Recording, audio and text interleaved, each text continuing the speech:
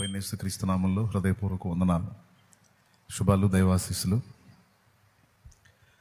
మరి గత మూడు రోజులుగా ఎడతెరిపి లేకుండా వర్షాలు పడుతున్న కారణం చేత మరి మొదటి ఆరాధనని ఈరోజు నిలుపు చేయడం జరిగింది. రెండు ఆరాధనలకి మరి పరిచారకులు ఇబ్బంది పడతారనే ఆలోచనతో మొదటి ఆరాధన నిలపడం జరిగింది. ఉంది ఒకటి ఆరాధన కనుక కాసేపు నిశ్శబ్దాన్ని పాటించి చెప్పే విషయాలు జాగ్రత్తగా వినడానికి ప్రయత్నం చేయండి. దేవుని వాక్యాన్ని చూద్దాం. మళ్ళీ అచ్చంగా ఏ విషయాలు చెప్పుకుంటే టైం ఉన్న కాస్త అయిపోతుంది. లూకాసు వార్త 12వ అధ్యాయము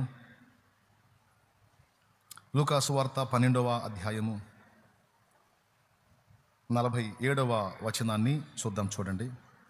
తన యజమానుని చిత్తం ఎరిగి ఉండియు సిద్ధపడక అతని చిత్తము చొప్పున జరిగింపక ఉండు దాసునికి అనేకమైన దెబ్బలు తగులును.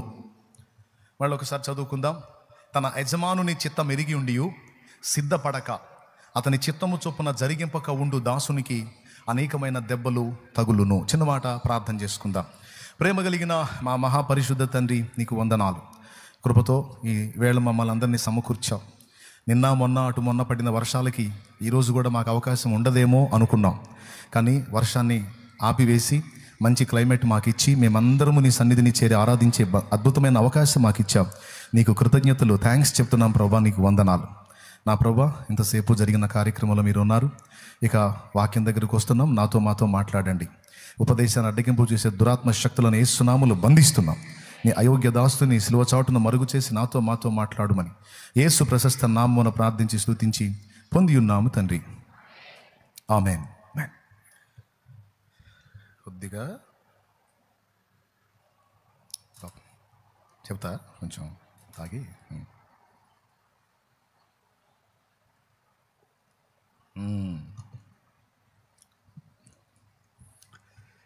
మనం చదువుకున్న వాక్యంలో తన యజమానుని చిత్తం ఎరిగి ఉండి సిద్ధపడక అతని చిత్తము చొప్పున జరిగింపక ఉండు దాసునికి అనేకమైన దెబ్బలు తగులును అన్నాడు.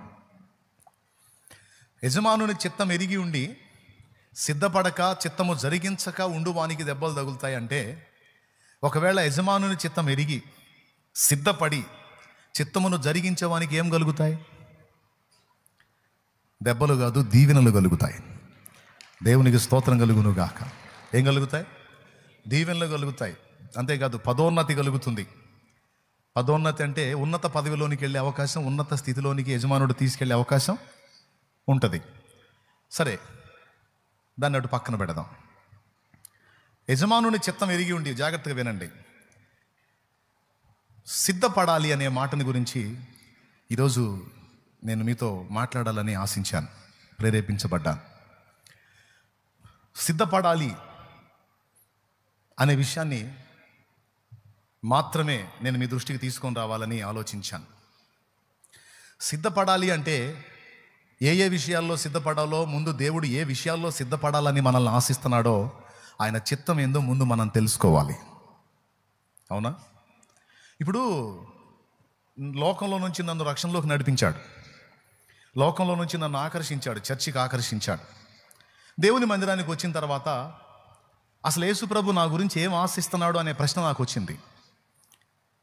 అది వేసుకోవాలి.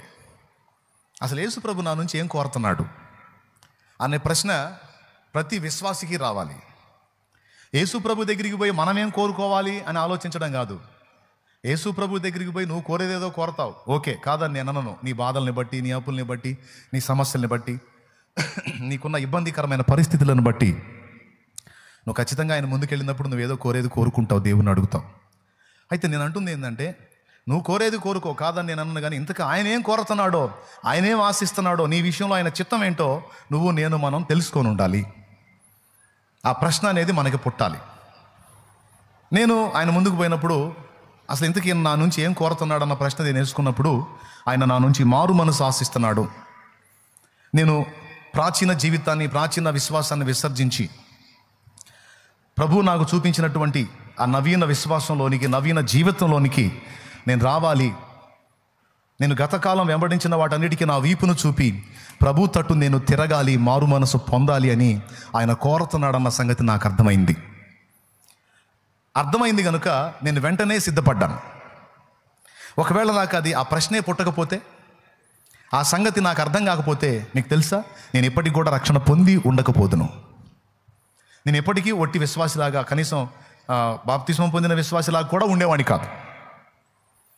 ఆ ప్రశ్న నాకు పుట్టకపోతే. నాకు ఆ ప్రశ్న పుట్టింది. నేను ఈయన కోరుతున్నాను, సరే ఈయన నా నుంచి ఏం కోరుకుంటున్నాడు? రైట్, నేను మారు మనసు పొందాలి, నా ప్రాచీన అలవాట్లు, వ్యవహారాలు, నా తప్పుడు జీవిత విధానం మార్చుకోవాలని యేసు ప్రభు ఆశిస్తున్నాడు. వాక్యం ద్వారా నాకు అర్థమైంది. సో నేను మార్చుకోవాలి అని మార్చుకున్నా. తర్వాత ఇంకేం ఆశిస్తున్నాడు? నేను నా పాపాలన్నీ కడగబడి నిమిత్తం, పాప క్షమాపణ నిమిత్తం నేను యేసుక్రీస్తు నామమున బాప్తిస్మం పొందాలని ప్రభు కోరుకుంటున్నాడు. నేను ఇలా చేయాలనేది ఆయన చిత్తం. నేనే కాదు, ఆయన యందు విశ్వాసం ఉంచిన వారందరూ నమ్మి బాప్తిస్మం పొందటం అనేది ఆయన చిత్తం అని నేను తెలుసుకున్నాను. మీరు కూడా తెలుసుకొని రక్షణ పొందారు. నేను కూడా తెలుసుకున్నాను. నాకు ఆ చిత్తం అర్థమైంది కనుక నేను బాప్తిస్మం పొందగలిగాను. అంతవరకు బాగుంది. తర్వాత ఒక 4 ఏళ్ళు చర్చికి వెళ్ళి ఒక విశ్వాసిలాగా నేను భక్తి చేశాను. మీలాగే అట్లా కూర్చొని దైవజనులు ఇట్లా నిలబడి వాక్యం చెప్తున్నప్పుడు అలాగ విన్నాను. కొన్ని సంవత్సరాలు విన్న తర్వాత ఈ వాక్యం వినే కొద్దీ నాలో ఎక్కడెక్కడ లోపాలు ఉన్నాయో, ఇంకా ఎక్కడెక్కడ నాలో బ్యాలెన్స్ కావాల్సిన సంగతులు ఉన్నాయో, వాటన్నిటినీ నాకు దేవుడు బ్యాలెన్స్ చేశాడు.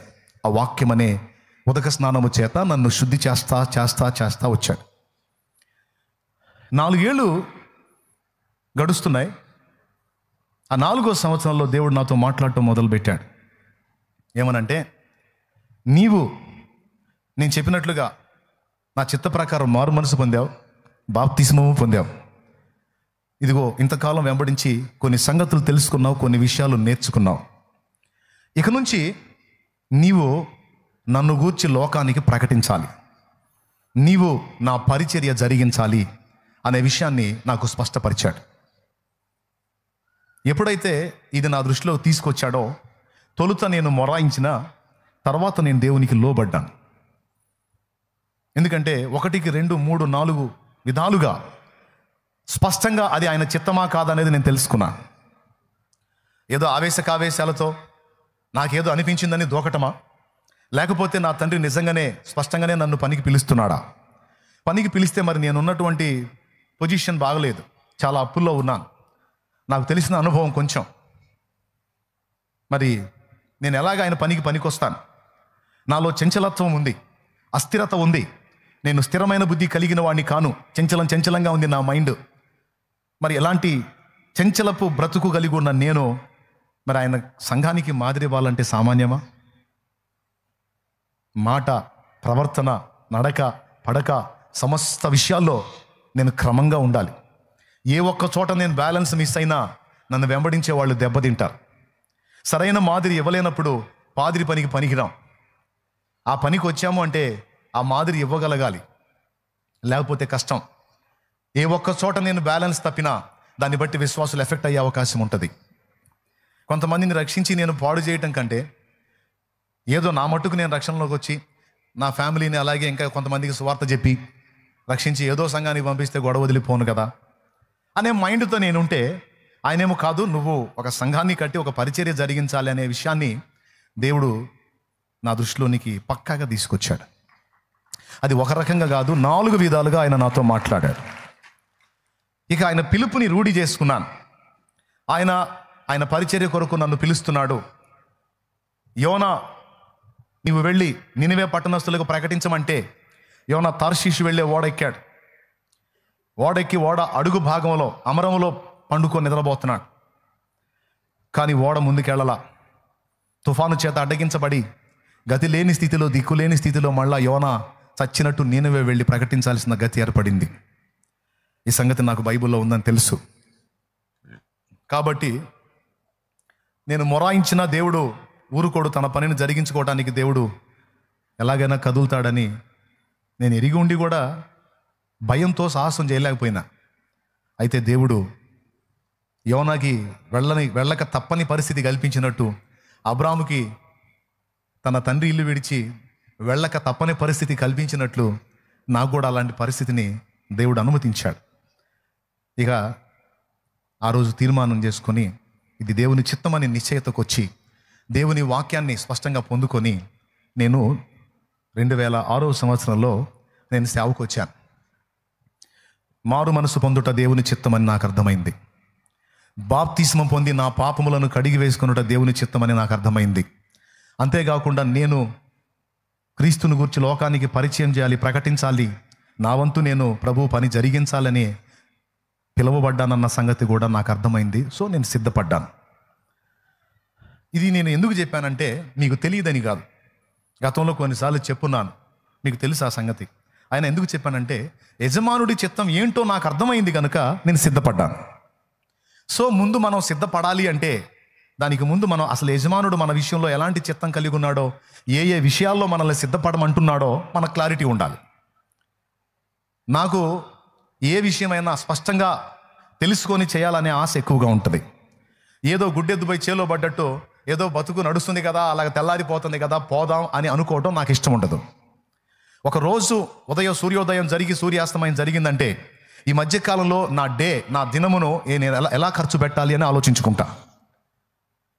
అర్థవంతంగా ఖర్చు పెట్టాలి, ఈ రోజు నాకు వ్యర్థం కాకూడదు అని ఏ రోజుకి ఆ రోజు ప్రతి రోజును గురించి నేను అంతే ఆలోచించుకుంటా.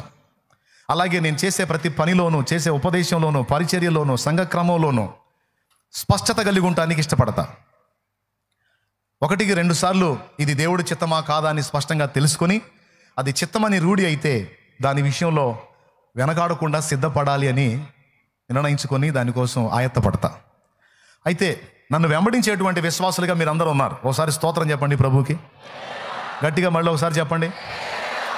నన్ను వెంబడించేటువంటి విశ్వాసులైన మీరు కూడా ప్రతి విషయంలో అలాంటి స్పష్టత కలిగి ఉండాలని దేవుడు ఆశిస్తున్నాడు, నేను కూడా ఆశిస్తున్నా. అస్పష్టమైనటువంటి విధానంలో మనం జీవితంలో ఉండకూడదు, భక్తిలో కూడా ఉండకూడదు. అస్పష్టమైన విధానంలో మనం జీవితంలో ఉండకూడదు, భక్తిలో కూడా ఉండకూడదు. అస్పష్టమైన విధానంలో జీవితంలో ఉన్నామనుకో మనకి ఇవ్వబడిన ఆయుష్కాలం అంతా వేస్ట్ అయిపోయింది. నేను చెప్పింది అర్థమైందా మీకు? కొంతమంది లైఫ్లు చూడండి మీరు, వాళ్ళు ఎందుకు పుట్టారో, ఎందుకు బతుకుతున్నారో, ఎందుకు రోజులన్నీ వ్యర్థంగా ఖర్చు చేసుకుంటున్నారో వాళ్ళకి అర్థం కావట్లా. ఎక్కువ శాతం ఈరోజు ప్రపంచమంతా దేనిలో ఆలోచిస్తుందో తెలుసా? టైంపాస్ అంటే కాలమును ఖర్చు చేయుట. కాలమును ఖర్చు చేయటానికి పుట్టాను, పెరిగాను, తింటున్నాను, బతుకుతున్నాను, ఈ టైం దొరలట్లేదు, అందుకని కొన్ని పనులు కల్పించుకుంటున్నాను. ఎందుకు? ఇదంటే టైంపాస్ కోసం. నిజంగా మీరు చెప్పండి, భూమి మీద చేయటానికి మనకి ఏ పని లేదా? దేవుడు నిర్ణయించిన పనులేమీ లేవా? బాధ్యతలేమీ లేవా? ఏమీ లేవనుకున్నాడు, టైంపాస్ అంటాడు. అంటే జీవితంలో స్పష్టత కోల్పోయాడు, గురి లేని బతుకుతున్నాడు. గురిలేని జీవితాలన్నీ కూడా అస్పష్టమైనటువంటి జీవితాన్ని కలిగి అవి వ్యర్థమైపోతాయి. అందుకే ఒక గురి కలిగినటువంటి విధానంలో ప్రతి మనిషి బతకాలి, ఒక అర్థవంతమైన జీవితం జీవించాలి. ఈ లోకంలో దేవుడు నన్ను ఎందుకు పుట్టించాడన్న ప్రశ్న ప్రతి మనిషి వేసుకోవాలి. ఈ జీవాన్ని, ఈ జీవితాన్ని, ఈ దేహాన్ని, ఈ బ్రతుకుని దేవుడు అనేవాడు నాకు ఎందుకు ఇచ్చాడు? నన్ను అనేవాడిని దేవుడు ఎందుకు ఉనికిలోకి తెచ్చాడు పో ఇంతకాలం ఎందుకు బతకనిచ్చాడు? నాకు కావాల్సిన అన్ని విషయాల్లో ఎందుకు సహాయపడుతున్నాడు? ఎన్నోసార్లు చావు నాకు అరంగుళ దూరం వచ్చినా కూడా చావనీయకుండా చావు గోతిలో నుండి నన్ను ఎందుకు కాపాడాడు? అసలు నా నుండి దేవుడు ఏం ఆశిస్తున్నాడు? నేను పుట్టి పెరిగి ఏదో సంపాదించుకొని తిని చచ్చిపోవడానికే? ఏదో జీవితాన్ని నా మట్టుకు నేను అనుభవించి మంచి వస్త్రాలు కట్టి ఏదో కాస్త నేత్రాశ తీర్చుకోవడానికి కొన్నిటిని చూసి కొన్నిటిని అనుభవించి అంతవరకు బతికి సావటానికే? అందుకోసమే నన్ను పుట్టించాడా? అసలు నా జన్మ వెనక, నా జీవితం వెనక ఆ సృష్టికర్తకున్న ఆలోచన ఏంటి అనే ప్రశ్న మనిషి వేసుకోపోతే జంతువుకి మనిషికి తేడా లేదని గతంలో చెప్పే మళ్ళీ ఒకసారి చెప్తున్నాను. నేను అనేవాడిని ఉనికిలోకి ఎందుకు వచ్చాను, నాకు జీవం ఇచ్చిన దాని వెనక దేవునికి ఉన్న ఉద్దేశం ఏమిటి అనే విషయాన్ని స్పష్టంగా తెలుసుకోకపోతే మనిషి బతుకు అర్థం లేదు. జంతువుని చూడండి, అది ఎందుకు పుట్టిందో తెలియదు, ఎందుకు బతుకుతుందో తెలియదు, దానికి ఒక గురి, గమ్యం, లక్ష్యం అంటూ ఏం లేదు, ఎందుకు చస్తుందో కూడా తెలియదు. ఇబ్బంది లేదు, ఎందుకంటే అది ప్రాణి, అది ఆత్మ కాదు, ప్రాణి. అది చనిపోయిన తర్వాత దాని శేషం ఏమి ఉండదు. కానీ మనం చనిపోయిన తర్వాత మన శేషం ఉంటుంది. మన శరీరం మంటికి మన్నైపోవచ్చు, కానీ మనలో ఉన్న జీవాత్మ మాత్రం వెళ్ళి దేవుని ముందు హాజరు కావాలి.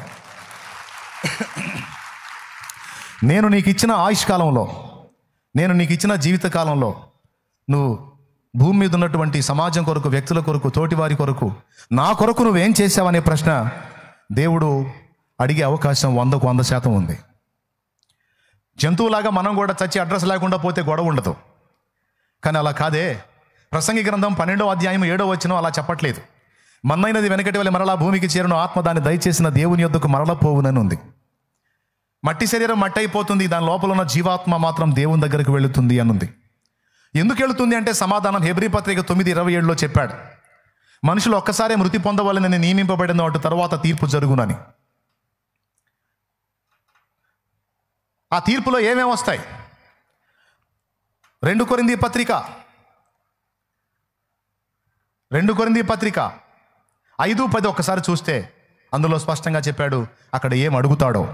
ఎందుకనగా తాను జరిగించిన క్రియల చొప్పున అవి మంచివైనను సరే చెడ్డవైనను సరే దేహముతో జరిగించిన వాటి ఫలమును ప్రతివాడును పొందునట్లు మనమందరమును క్రీస్తు న్యాయపీఠం ఎదుట ప్రత్యక్షము కావలేను. ఏమండి, ఎంతమంది ఇంట్రెస్ట్గా వింటున్నారు? ఒకసారి చేతులు ఎత్తండి, సంతోషపడతాను. నిజంగా శ్రద్ధ కలిగి వింటున్నారా? ఖచ్చితంగా వినండి, లేకపోతే జంతువులకి మనకు తేడా ఉండదు. వినాలి. 3 విషయాలు చెప్పాను.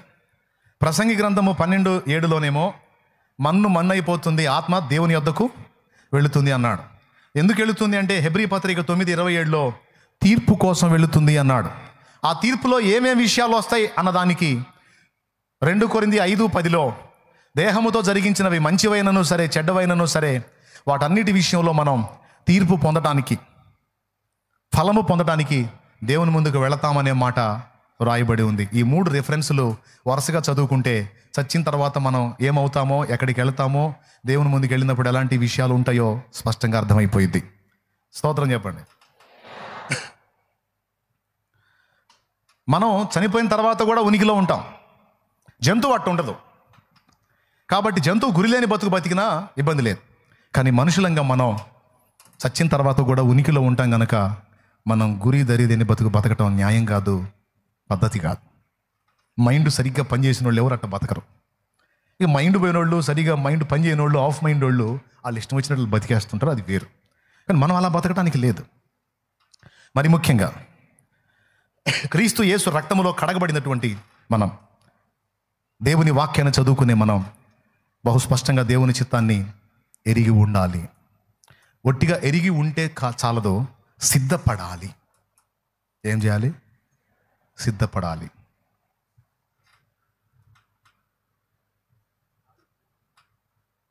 ఎందుకు ఆ సౌండ్ వస్తుంది? అట్లా చంద్రమౌళికి చెప్పారు. ఎప్పుడు చెప్పు సార్, చెప్పు. సౌండ్ వస్తూ ఉంది, రేగు సౌండ్ వస్తుందిలే, కిరికిరిమని డిస్టర్బెన్స్గా ఉంది. అది చెప్పాను. మళ్ళీ ఏందో చెబుతున్నాడు అటు తిరిగి, మళ్ళీ మీరు పాపం దిగులేసుకుంటారు, అందుకని చెబుతున్నాను. మీరు ప్రతిదాన్ని పోనీకుండా వింటుంటారు కదా, అందుకని. స్తోత్రం చెప్పండి, గట్టిగా చెప్పండి. ఇప్పుడు దాకా చెప్పింది ఒక ఎత్తు, ఇప్పుడు చెప్పేది ఇంకా జాగ్రత్తగా వినండి. మనం సిద్ధపడాలి అనేది దేవుడు కోరుతున్నాడు. ఏ విషయాల్లో? మొట్టమొదటిది, మారు మనసు పొందనోడు ఒట్టిగా చర్చికి వచ్చి వెళ్ళిపోతే సరిపోదు, మారు మనసు పొందాలి. అది సిద్ధపాటులో భాగం. మారు మనసు పొంది ఇంకా బాప్తిస్మం పొందనోడు బాప్తిస్మం పొందాలి, అది సిద్ధపాటులో భాగం. అది దేవుని చిత్తం. ఎందుకంటే ఆ మాట స్పష్టంగా బైబిల్లో రాస్తుంది. తిమోతికి రాసినటువంటి మొదటి పత్రిక 2వ అధ్యాయము 3-4 వచనాల్లో ఒకసారి చూడొచ్చు మీరు.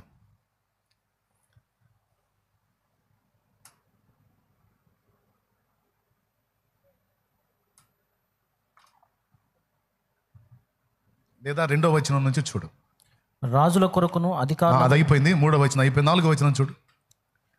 ఆయన మనుషులందరూ రక్షణ పొంది సత్యమును గూర్చిన అనుభవ జ్ఞానము గలవారు ఉండవలెనని ఇచ్చయించుచున్నాడు. అదిగో, చర్చికి వెళ్ళినప్పుడు నువ్వు దేవుడిని ఏదో అడుగుతావు, కోరుకుంటావు, ఓకే. ఇంతకీ మన నుంచి దేవుడు ఏం కోరుతున్నాడు అన్నది. ఇచ్చ అంటే కోరిక. మనుషులందరూ రక్షణ పొంది సత్యమును గూర్చిన అనుభవ జ్ఞానం పొంది ఉండవలెనని ఆయన ఇచ్చయించుచున్నాడు అనుంది. ఇచ్చయించుచున్నాడు అంటే కోరుచున్నాడు అని అర్థం. అంటే కోరికలు మనకే కాదండోయ్, దేవుడు కూడా ఉన్నాయి. దేవుని ముందుకు పోయి మనం మన కోరికలు తీర్చమని దేవుడిని అడగటమే కాదు, దేవుడు ఏం కోరుతున్నాడో కూడా ప్రశ్నించేవాడే తెలివైనవాడు, భక్తిపరుడు. దేవునికి మహిమ. ఏంటండి, దేవుడి దగ్గరికి పోయి మన కోరికలు తీర్చమని దేవుడిని అడగటమే కాదు, దేవుడు ఏం కోరుతున్నాడో తెలుసుకోవాలి. ఏం కోరుతున్నాడు ఇక్కడ చెప్పాడు, మనుషులందరూ రక్షణ పొందాలని ఆయన కోరుతున్నాడు. రక్షణ పొంది సత్యమును గూర్చిన అనుభవ జ్ఞానము కలిగి ఉండాలని. సత్యం అంటే రెండు విధాలైన సత్యం ఉంది. వాక్యం అయి ఉన్న సత్యం. యోహాను సువార్త 17వ అధ్యాయం 17వ వచనంలో నీ వాక్యమే సత్యం అన్నాడు. అలాగే 119వ కీర్తన 160వ వచనంలో నీ వాక్య సారాంశము సత్యం అన్నాడు. ఇది అక్షరమై ఉన్న సత్యం. బాగా వినండి. వాక్య సత్యములను గూర్చిన అనుభవ జ్ఞానం మనకు ఉండాలి. ఎవడు ఏది చెబితే అది విని గుడ్డిగా దేనిని ఫాలో అవ్వకూడదో. మరి ముఖ్యంగా ఈ దినాలలో అందరి చేతుల్లోకి సెల్ ఫోన్లు వచ్చాయి. చదువులేని మొరటవాడు సైతము సెల్ ఫోన్ ఆపరేట్ చేస్తున్నాడు, యూట్యూబ్ ఓపెన్ చేస్తున్నాడు, కాసేపు లోకాన్ని చూస్తున్నాడు, కాసేపు వాక్యాన్ని చూస్తున్నాడు. సరే, వాక్యాన్ని చూస్తాడు, అంత మంచి వాక్యమే కదా అని మనం అనుకుంటే పొరపాటే. అన్ని ఆకులు పచ్చగానే ఉంటాయి, అన్ని ఆకులే కదా అని గొర్రెలు పోయి ఆమదపు ఆకులు తిన్నాయి అనుకో, అవి కూడా ఆకులే అని ఉంగిడి తగిలి చస్తాయి. స్తోత్రం. ఇది గొర్రెలు కాసే వాళ్ళకి తెలిసిద్ది. అర్థమైందా? ఆమదపు ఆకు గొర్రెకి విషంగా మారిద్ది, చచ్చిద్ది. ఎంతమందికి తెలిసి ఈ సంగతి? కాబట్టి అన్ని ఆకులే కదని మేకలు గొర్రెలు మేయటానికి లేదు. కొన్ని మేయదగ్గ ఆకులు ఉన్నాయి, కొన్ని మేయకూడని. సంఘము దేవుడు గొర్రెలతో పోల్చాడు. కాబట్టి మనం కూడా చాలా వివేకం కలిగి ఉండాల్సిన దినాల్లోకి వచ్చాం. అంత్య దినాల అంతంలోకి మనం వచ్చాం. కాబట్టి ఒక పక్క ప్రకృతి వైపరీత్యాలు విపరీతం అవుతాయి, ఇంకా అది జరిగేదే. ఒక పక్క యుద్ధాలు విపరీతం అవుతున్నాయి, అది జరిగేదే. యేసు ప్రభు రాకడ దగ్గరకు వచ్చే కొద్దీ ఈ సంభవాలన్నీ జరుగుతాయని యేసు ప్రభు మత్తయి సువార్త 24వ అధ్యాయంలో బహు స్పష్టంగా మాట్లాడాడు. నీ రాకడకు యుగ సమాప్తికి సూచనలేవి అని శిష్యులు అడిగినప్పుడు ఆయన చెప్పాడు, అబద్ధ క్రీస్తులు వస్తారు అనే విషయం, యుద్ధాలు జరుగుతాయి అనే విషయం. చూస్తారా? చూడండి, మత్తయి సువార్త 24వ అధ్యాయం తీయండి, 3వ వచనం చదువు. ఆయన ఒలీవ కొండ మీద కూర్చుని ఉన్నప్పుడు శిష్యులు ఆయన యొద్దకు ఏకాంతముగా వచ్చి, ఇవి ఎప్పుడు జరుగును, నీ రాకడకును ఈ యుగ సమాప్తికిని సూచనలేవి మాతో చెప్పమనగా, యేసు వారితో ఇట్లనెను, ఎవడును మిమ్మల్ని మోసపరచకుండా చూచుకొనుడి. అనేకులు నా పేరిట వచ్చి నేనే క్రీస్తునని చెప్పి పలువురిని మోసపరచెదరు. మరియు మీరు యుద్ధములను గూర్చియు యుద్ధ సమాచారములను గూర్చి వినబోతురు. చూసారా? యుద్ధములను గూర్చి, యుద్ధ సమాచారాలను గూర్చి. మధ్యప్రాచ్యంలో జరుగుతున్న యుద్ధం కావచ్చు, రష్యా ఉక్రెయిన్ యుద్ధం కావచ్చు, మరి కొన్ని చోట్ల అంతర్యుద్ధాలు కావచ్చు. మొత్తం మీద ఇప్పుడైతే ప్రపంచ పరిస్థితి అల్లకల్లోలంగానే ఉంది. ఇంకా ఉండే కొద్దీ ఇది తీవ్రతరం అయింది. యుద్ధాలు జరగవలసి ఉన్నాయి, ఆ సమాచారాలు మీకు వినబడతాయి కానీ అంత వెంటనే రాదన్నాడు. మొదటిది అబద్ధ క్రీస్తులు, రెండవది యుద్ధాలను గూర్చిన సమాచారం. ఉండే కొన్ని ఎక్కువే అవుతాయి కానీ తక్కువ మాత్రం కావు, గుర్తుపెట్టుకోండి. మూడవది మీరు కలవరపడకుండా చూచుకొనుడి. ఇవి జరగవలసి ఉన్నవి కానీ అంతం వెంటనే రాదు. జనము మీదికి జనమును, రాజ్యం మీదికి రాజ్యమును లేచును. అది అక్కడక్కడ కరువులను, భూకంపములను కలుగును. చూడండి, అక్కడక్కడ కరువులు. కొన్ని దేశాల్లో అయితే కరువు విలయతాండవం చేస్తుంది. మీకు తెలుసా, ఈరోజు మనకి దేవుని కృపను బట్టి 3 పూట్ల ఏదైనా అన్నం దొరుకుతుంది మనకి. కానీ కొన్ని దేశాలలో పరిస్థితి ఎలా ఉందో తెలుసా? కొన్ని దేశాలలో, అందులో ఉన్న రాష్ట్రాలలో కొన్ని రాష్ట్రాల పరిస్థితి దారుణమైన స్థితిలో ఉంది. అది కూడా ఈరోజు యూట్యూబ్ ద్వారా అందరికీ అందుబాటులోకి వచ్చింది, ఇంటర్నెట్ ద్వారా. కొన్ని చోట్ల అయితే మనం తినే ఆహారం ప్రజలకు లేదు. ఘోరమైన కరువు సంక్షోభంలో అల్లాడిపోతూ ఉన్నారు. కరువులే కాదు, ప్రకృతి వైపరీత్యాలు. మీరు కేరళలో జరిగినటువంటి వయనాడు విలయం చూస్తే ఎంత దారుణంగా ఉందంటే, నడుముల వరకు తెగిపోయినటువంటి శరీర భాగాలు, కొండ చర్యలు విరిగిపడి ఘోరంగా అనేక మంది చనిపోయారు. సంవత్సరాలుగా వాళ్ళు అక్కడ ఉంటున్నారు, అప్పటి వరకు ఏం కాలేదు. కానీ ఇలాగే నాన్పుడు వాన పడతా ఉంది కొన్ని రోజులుగా. అది నాని కొండ చర్యలు. ఇప్పుడు కొండలు 2 రకాలు ఉంటాయండి. మట్టి రాళ్ళు మిళితమై ఉన్న కొండలు ఉంటాయి. మట్టి రాళ్ళు మిళితమైన కొండలు ఉంటాయి. అచ్చంగా రాతి కొండలు ఉంటాయి. రాతి కొండలు అంత ప్రమాదకరం కాదు, కానీ మట్టి రాళ్ళు మిళితమైన కొండలు ఉన్నాయి చూసారా, అవి దెబ్బతింటాయి. విజయవాడలో జరిగిన ఘోరం కూడా అదే. అది మట్టి రాళ్ళు 2 మిక్స్ అయి ఉన్నటువంటి కొండ. ఆ మట్టి ఏం చేసిద్దంటే ఈ నాన్పుడు వానలకి నాని విరిగిపడిద్ది. మీకు తెలుసా, కేరళలో వయనాడులో ఆ ప్రజల ఇళ్ల మీదకి వచ్చిన రాళ్ళు ఏ సైజులో ఉన్నాయో తెలుసా? ఒక్కొక్క రాయి వచ్చి 2 గదులంత పెద్ద సైజు ఉందట. ఒక్కొక్క రాయి వచ్చి ఆ కొండ మీద నుంచి అత్యంత వేగంగా దొల్లుకుంటూ వచ్చిన ఒక్కొక్క రాయి సైజు 2 గదులంత ఉందట. ఇంకెక్కడ బతుకుతారండి? నీళ్ళు వచ్చినాయి, రాళ్ళు వచ్చినాయి. అది నైట్ టైం, అందరూ నిద్రావస్థలో ఉన్నప్పుడు పెద్ద సౌండ్ వచ్చిందంట. ఆ సౌండ్ తర్వాత ఇది జరిగింది. ఘోరంగా మనుషులు, భార్య లేదు, భర్త లేదు, తల్లి లేదు, పిల్ల లేదు, ఒకళ్ళ జాడ ఒకళ్ళకి లేకుండా నీళ్లలో కొట్టుకుపోయినోళ్ళు, ఆ మట్టి కింద సజీవ సమాధి అయిపోయినోళ్ళు, ఆ రాళ్ళ కింద నలిగిపోయినోళ్ళు. ఘోరం. ఒక వీడియో నాకు చూపించారు. అది చూసి కన్నీళ్ళు వచ్చినాయి నాకు. నడుము వరకు తెగిపోయినాయి, చేతులు తెగిపోయిన వాళ్ళు బతికిలేరు, మొత్తం డెడ్ బాడీసే. కానీ ఘోరంగా ఉంది. ఏమండి, ఇది విజయవాడది. విజయవాడ నిన్న జరిగినటువంటి, నిన్న 7ంటికి జరిగింది అది.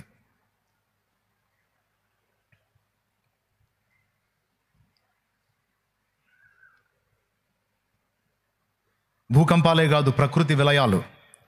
ఎందుకంటే అన్నిటి అంతంలోకి వచ్చేసాం. ఇక మనం చివరి ఘట్టంలోకి వచ్చాం. రాకడకు అతి సమీపంలోనికి వచ్చాం.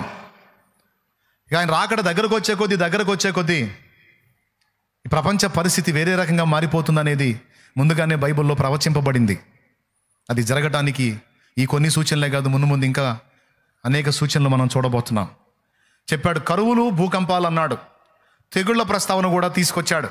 అంతేకాదు, క్రైస్తవ్యం మీద విషము చిమ్మేటువంటి వ్యక్తులు, క్రీస్తును బట్టి మనల్ని కొట్టి తిట్టి చంపడానికి కూడా వెనకాడినటువంటి దుర్మార్గులు లెగుస్తారు. సొంత వాళ్లే మన మీద శత్రువులుగా మారిపోతారు, సొంత వాళ్లే మనల్ని అప్పగిస్తారనే విషయాలు కూడా యేసుప్రభు అక్కడే చెప్పాడు. చూడండి, అప్పుడు జనులు మిమ్మును శ్రమల పాలు చేసి చంపెదరు. మీరు నా నామము నిమిత్తము సకల జనముల చేత ద్వేషింపబడుదురు. అనేకులు అభ్యంతరపడి ఒకరినొకడు అప్పగించి ఒకరినొకడు ద్వేషింతురు.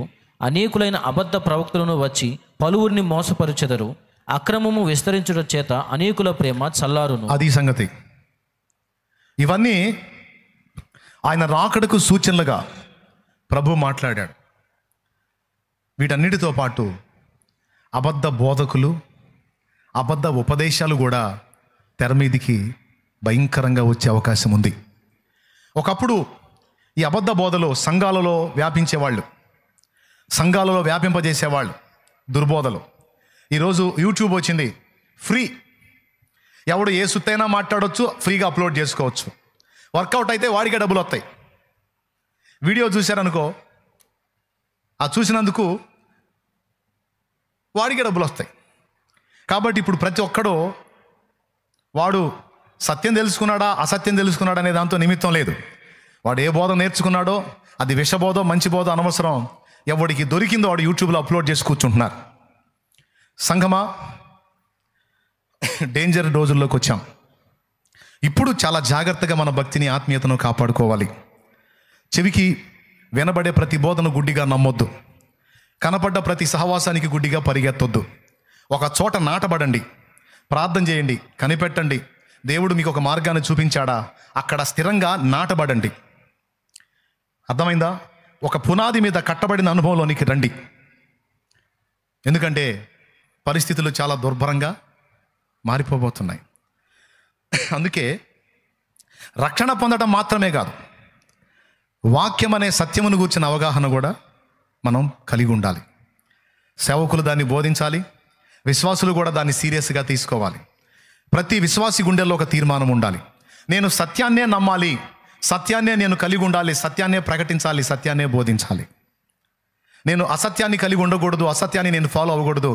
నేను ప్రభు విషయంలో ప్రతీది కూడా సత్యపరంగానే ఉండాలి అనేటువంటి ఆలోచన కలిగి ఉండాలి. నేను పొందే బాప్తిస్మం వాక్యానుసారమైందై ఉండాలి. చేసే బోధ వాక్యానుసారమై ఉండాలి. నమ్మే సువార్త వాక్యానుసారమై ఉండాలి. నమ్ముతున్న కృపావరములు వాటి విషయమైనటువంటి సంగతులు వాక్యానుసారమైనవై ఉండాలి. ఏ సిద్ధాంతమైనా ఆఖరికి రాకడకు సంబంధించినటువంటి విషయాలు కూడా నేను సత్యమే నమ్మాలి, అసత్యాన్ని నేను నమ్మకూడదు అనేటువంటి తీర్మానం ప్రతి విశ్వాసికి ఉండాలి. చాలా వరకు విశ్వాసులు ఎట్లా ఉంటారో తెలుసా? మారు మనసు పొందాను, బాప్తిస్మం పొందాను. చదువు లేని వాళ్ళ సంగతి వదిలేయండి. చదువుకున్న వాళ్ళు కూడా సత్యం విషయంలో ఆసక్తి ఉండదు, సత్యం విషయంలో పట్టింపు ఉండదు, సత్యం విషయంలో రోషం ఉండదు. అదేంటంటే అందరూ దైవ సేవకులేగా, సేవకుల జోలికి మనం వెళ్ళకూడదు, ఎవరైనా సేవకులే, ఎవరు చెప్పినా వినాల్సిందే అని ఒక గుడ్డితనంలో కొంతమంది విశ్వాసులు ఉంటూ నేను చూశాను. అమ్మా, అందరూ సేవకులు కాదమ్మా. ఒక వచనం చూపిస్తాను చూడండి. 2 కొరింథీ పత్రిక తీసుకోండి అమ్మా.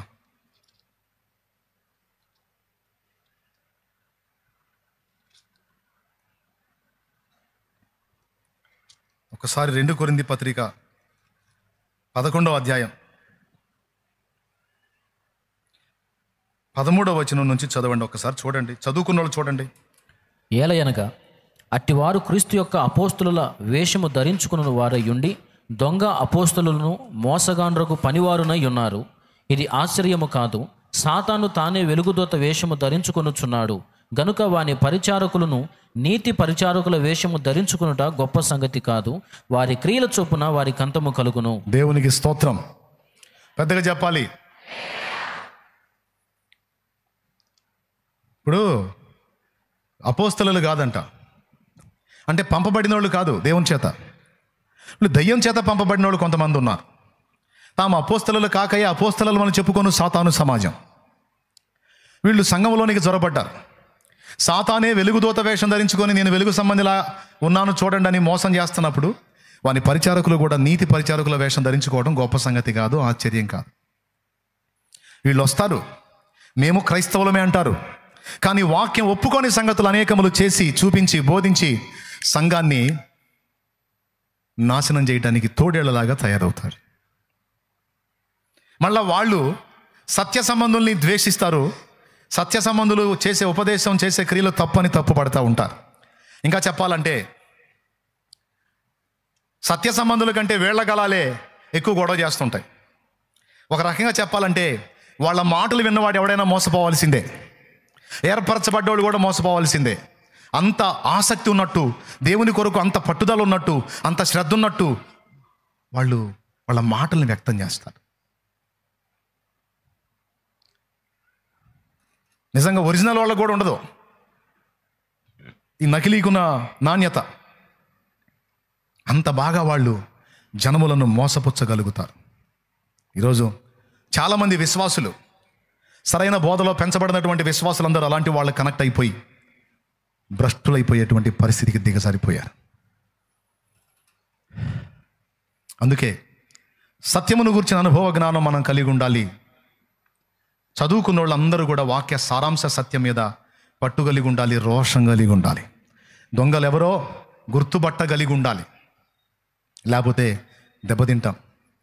మనమే కాదు, పాప అమాయకంగా ఉన్న విశ్వాసులు చాలామంది అందరూ ఈరోజు సెల్ ఫోన్లో వచ్చేవన్నీ చూస్తున్నారు, తేడాపడతారు. అందుకే మనం జాగ్రత్తగా ఉండి మన తోటి వారిని సాటి వారిని కూడా, ఇదిగో ఫలానా వ్యక్తి చేస్తున్న బోధ సత్య సంబంధమైన బోధ కాదు, అది విష సంబంధమైన బోధ, సాతాను సంబంధమైన బోధ, దాన్ని వినొద్దు అని మనం ఖండించాలి, హెచ్చరిక చేయాలి. ఇది దేవుని చిత్తమట. దాన్ని ఎరిగి మనం సిద్ధపడాలి, అనేకుల్ని సిద్ధపరచాలి. ఇది దేవుని చిత్తమట. ఆయన ఇచ్చయించుచున్నాడు అని ఉంది. మీరే చదివారుగా తిమోతి పత్రికలో. ఇప్పుడు చెప్తాను, జాగ్రత్తగా వినండి. ఈ అబద్ధికులు, లేకపోతే ఈ వేషధారులు, లేకపోతే ఈ దొంగ అపోస్తలులు, వాళ్ళు తీసుకొచ్చేటువంటి బోధలలో కొన్ని విషతుల్య బోధలు ఉన్నాయి. వాటిల్లో ఒకటి విగ్రహార్పితం తినొచ్చు, ఏం కాదు. విగ్రహాలకు పెట్టింది తినొచ్చు, లేకపోతే వాళ్ళు ఫీల్ అవ్వరు, లేకపోతే వాళ్ళు ఇబ్బంది పడరు. మన యేసుప్రభు చర్చికి వాళ్ళు వచ్చినప్పుడు మనం పెట్టిన వాళ్ళు తీసుకున్నప్పుడు వాళ్ళు పెట్టింది మనం కూడా తీసుకోవాలి. అందులో ఏమీ లేదనుకుంటే సరిపోయాయి, తీసుకోవచ్చు అని నేను తీసుకుంటానని తనని వెంబడిస్తున్నటువంటి వాళ్ళందరినీ మిస్లీడ్ చేస్తున్నటువంటి వ్యక్తులు ఈరోజు సంఘములో ప్రసంగ పీఠికల మీద వక్తలుగా, వ్యక్తులుగా చలామణి అవుతూ ఉన్నారు. దేవుని వాక్యం ఏం చెబుతుందో ఒకసారి చూద్దాం. ఇట్లా ప్రతి దాని విషయంలో వాక్య సారాంశ సత్యాన్ని మనం తెలుసుకొని ఉండాలి. విగ్రహార్పితం తినొచ్చని బైబిల్ చెప్తుందా? దాన్ని విసర్జించమని బైబిల్ చెప్తుందా? ఒకసారి చూడండి, అపోస్తలుల కార్యములు 15వ అధ్యాయము 19వ వచనం చూడండి. కాబట్టి అన్యజనులలో నుండి దేవుని వైపు తిరుగుచున్న వారిని మనము కష్టపెట్టక విగ్రహ సంబంధమైన అపవిత్రతను, జారత్వమును, గొంతు పిసికి చంపిన దానిని, రక్తమును విసర్జించుటకు వారికి పత్రిక వ్రాసి పంపవలెనని నా అభిప్రాయము. 4 విసర్జించాలట. చదువుకున్న వాళ్ళందరూ జాగ్రత్తగా వినండి. చదువు లేని వాళ్ళకి మీరే నేర్పించాలి. శుద్ధమొద్దు దద్దమ్మలాగా బతుకంతా గడిపేయకండి. సత్యవాక్యం విషయంలో రోషం కలిగి ఉండండి. వాక్యాన్ని చదవండి. వాక్య వ్యతిరేకమైన బోధలు చేస్తున్న వాళ్ళకి వ్యతిరేకంగా గళాలు విప్పండి. అవసరమైతే మాట్లాడండి, వీడియోలు చేయండి. అవసరమైతే ఇది సత్యం కాదు, దీన్ని మేము ఒప్పుకోం అని రోషం కలిగి ఉండండి. స్పష్టంగా చెప్తున్నాడు దేవుని వాక్యంలో. విగ్రహ సంబంధమైన అపవిత్రత, జారత్వం, గొంతు పిసికి చంపిన దానిని, రక్తమును విసర్జించాలి అని రాశాడు. ఒక్కచోటే రాశాడా? 28వ వచనం చదువు. విగ్రహములకు అర్పించిన వాటిని, రక్తమును, గొంతు పిసికి చంపిన దానిని, జారత్వమును విసర్జింపవలెను. ఈ అవశ్యమైన ఒకసారి మీరు నాకు చెప్పండి, విగ్రహములకు అర్పించినవి తినొచ్చా తినకూడదా? ఎంతమంది చెప్తారు ఆ మాట చెప్పండి. బైబిల్ ఏం చెప్పింది? విగ్రహములకు అర్పించిన వాటిని, జారత్వమును, రక్తమును, గొంతు పిసికి చంపిన దాన్ని విసర్జించాలి అన్నది బైబిల్లో. ఒకసారి స్పష్టంగా విసర్జించాలి అని 1-2 సార్లు నొక్కి ఒక్కాణించినప్పుడు మళ్ళీ తిన్నా ఏం కాదు, అందులో ఏమి లేదు అనుకొని తిను అంటాడా? చెప్పాను, వాక్యాన్ని కలిపి చెరిపెడు దుర్బోధకులు లేచి ఈరోజు సంఘానికి చక్కని వక్రబోధలు చేసి నమ్మిన వాళ్ళందరినీ నాశనం చేయడానికి మొదలుపెట్టారు. సత్య విషయంలో రోషం కలిగిన వాళ్ళు ఎవరు కూడా దాంతో ఏకీభవించరు. అలాంటి బోధ చేస్తున్న వాళ్ళు చేస్తుంటే వినేవాళ్ళు వింటుంటే చూస్తూ ఊరుకోరు. వినేవాళ్ళని గద్దిస్తారు, అతను చెప్తుంది వాక్యానుసారం కాదు, తప్పు అని. ఇంకా ఈ ఒక్క చోటే ఉందా? ఇంకెక్కడ ఉంది చూడండి. 1 కొరింథీ పత్రిక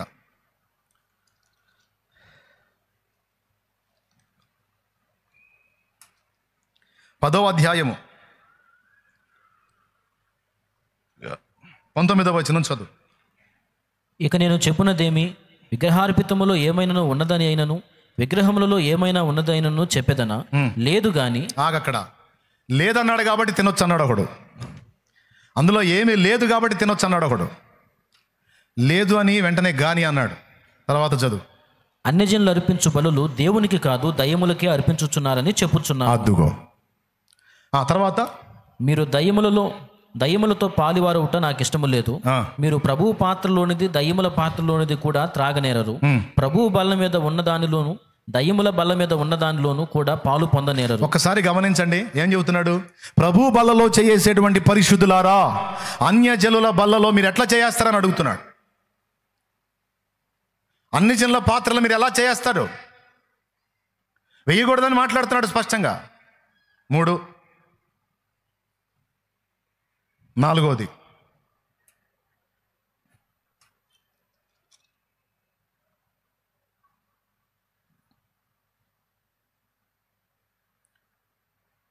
ఒక వచనం చూపిస్తాను చూడండి.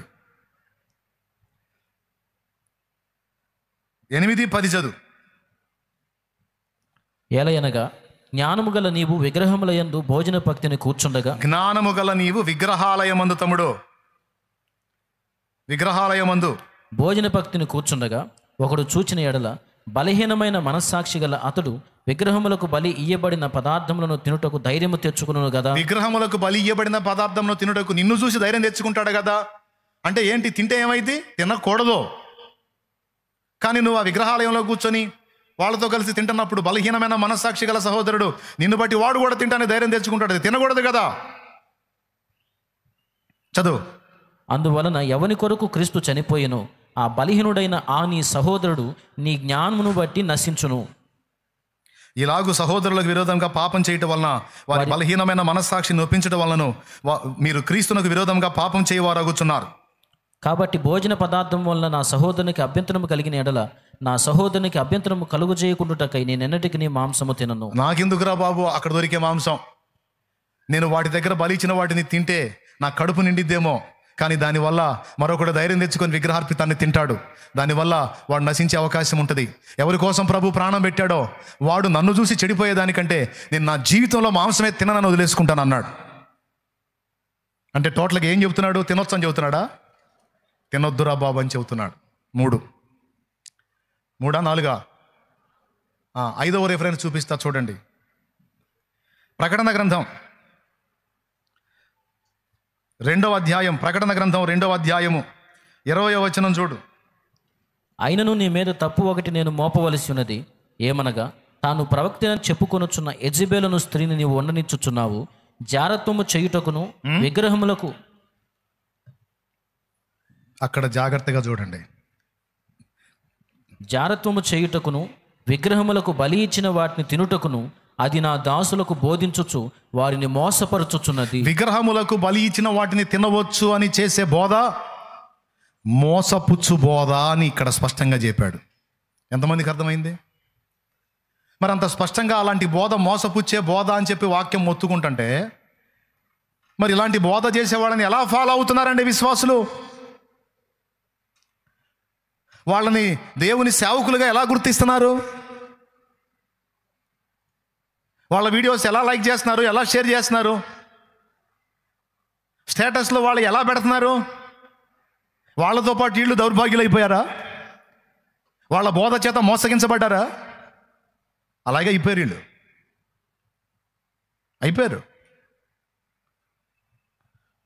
నన్ను వెంబడించే బిడ్డలందరికీ ప్రేమతో చెప్తున్నా, సంఘంగా ఇక్కడికి వచ్చి గ్యాదర్ అయ్యే వాళ్ళకి చెప్తున్నా, ఆన్లైన్ ద్వారా అనేక మంది అనేక వీడియోస్ ద్వారా నా ఉపదేశాన్ని వింటున్నటువంటి బిడ్డలందరికీ ప్రేమతో చెప్తున్నా, జాగ్రత్త. మొహమాటస్తులై ఉండకండి. అమ్మో సేవకులు అంటే ఏమన్నా అయిద్దని దిక్కుమాలని తెలివి కలిగి ఉండకండి. వాడు ఎలా దైవజనుడు అవుతాడు? దేవుని వాక్యం ఇంత స్పష్టంగా విసర్జించాలి, అది మోసపుచ్చే బోధ, దాన్ని లక్ష్య పెట్టకూడదు, దాన్ని విసర్జించాలి, దాన్ని స్వీకరించకూడదని ఘంటాపదంగా మాట్లాడుతుంటే దాన్ని నేను తీసుకొని తింటాను, తిన్నా ఏం కాదు, తింటే తప్పు లేదు అని బోధిస్తున్నవాడు ఎవరో? వాడు తల నెరసినవాడైనా, వాడు ఎలాంటి వాడైనా, ఎంత చమత్కారంగా లాలనగా తీయని మాటను మాట్లాడేవాడైనా, ఎంత భారం ఉన్నట్టు నటించేవాడైనా, వాడు తేడా.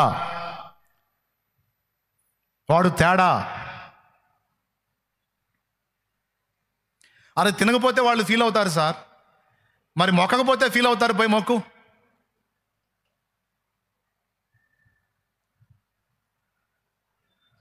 మొక్కుతావా? వాళ్ళు ఫీల్ అవ్వకుండా చెప్పొచ్చు, చెప్పే తెలివి నీకుంటే. ఇప్పుడు విగ్రహార్పితం తీసుకొని నీ దగ్గరికి వచ్చాడు అనుకో, కొంతమంది ఏమంటారు, నాకు వద్దు అని సైతాన్లు అంటారు, సైతాన్లు తినే మాటలు. అట్లా మాట్లాడాల్సిన అవసరం లేదు.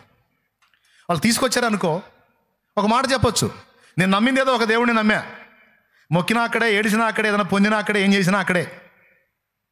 ఇక రెండో దానికి మొక్కేది లేదు, రెండో దగ్గర చేయి చాపేది లేదు, సోదరా థ్యాంక్ యూ అంటే అయిపోయింది. ఎవరిని తిట్టినట్టు కాదు, ఎవడు ఫీల్ అవడం. అటు తెలివి ఉన్నాడైతే ఆడు ఆలోచించుకుంటాడు. ఆడు ఒక్కదాని మీదే ఉన్నాడు, నేనైనా 14 మందికి ఉన్నానని. దేవునికి స్తోత్రం కలుగును గాక. మీకేమైనా అర్థమైంది నేను చెప్పింది? ఎంతమందికి అర్థమైంది? మళ్ళీ ఈ మోతుబరులు అంటారు, ఈ మోతవరులు. మరి అట్లయితే హోటల్ ఎట తింటున్నారు? అన్యజనులు పండించిన ధాన్యం ఎట తింటున్నారు? మరి అన్యజనులు ఆ ధాన్యపు రాశికి మొక్కి తీసుకొచ్చి అమ్ముతారు. హోటల్లో ముందు విగ్రహాలకు ప్రసాదం పెట్టిన తర్వాత అందరికీ వడ్డిస్తారు. మరి అదెట్ట తింటున్నారు అని అడుగుతున్నారు ఈ మోతవర్లు. ఇంత మాత్రం డౌట్ ఎవడికి రాదు? మాకు రాదు. చూడు, 1 కొరింథీ పత్రిక చూడు, అక్కడ స్పష్టంగా చెప్పాడు. చూడు 1 కొరింథీ పత్రికలో 10వ అధ్యాయము 25వ వచనం చదువు. మనస్సాక్షి నిమిత్తము ఏ విచారణయు చేయక కటికవాని అంగడిలో అమ్మునదేదో దాన్ని తినవచ్చును. అది మనస్సాక్షి నిమిత్తము ఏ విచారణ చేయక అంగడిలో అమ్మునదేదో. ఇప్పుడు వాడు విగ్రహానికి పెట్టాడా, లేకపోతే ధాన్యపు రాశికి దండం పెట్టాడా, గొప్ప చుట్టూ తిరిగి బోర్ల పడ్డాడా, సాష్టాంగ పడ్డాడా, ఏం చేశాడో నాకు అనవసరం. పైసలు ఇచ్చా కొనుక్కొని తింటున్నా, వాడే నాకు ఊరకిలా, కాబట్టి వాడు మొక్కిన దాంతో నాకు సంబంధం లేదు. డబ్బులు ఇచ్చా కొనుక్కొని తింటున్నా. అది వాక్యం ఇక్కడ. దేవునికి స్తోత్రం కలుగును గాక. హల్లెలూయా. ఎంత స్పష్టంగా ఉంది. కొని తినేటప్పుడు వర్తించదు కది. నువ్వు బట్టల షాప్కి వెళ్ళి బట్టలు కొనుక్కున్నా, ఆ చీర ఏదో తీసుకెళ్ళాడు పెట్టి దండం పెట్టాడు, నీకు వర్తించదు అది. ఎందుకంటే నువ్వు పైసలు ఇచ్చావు తెచ్చుకుంటున్నావు.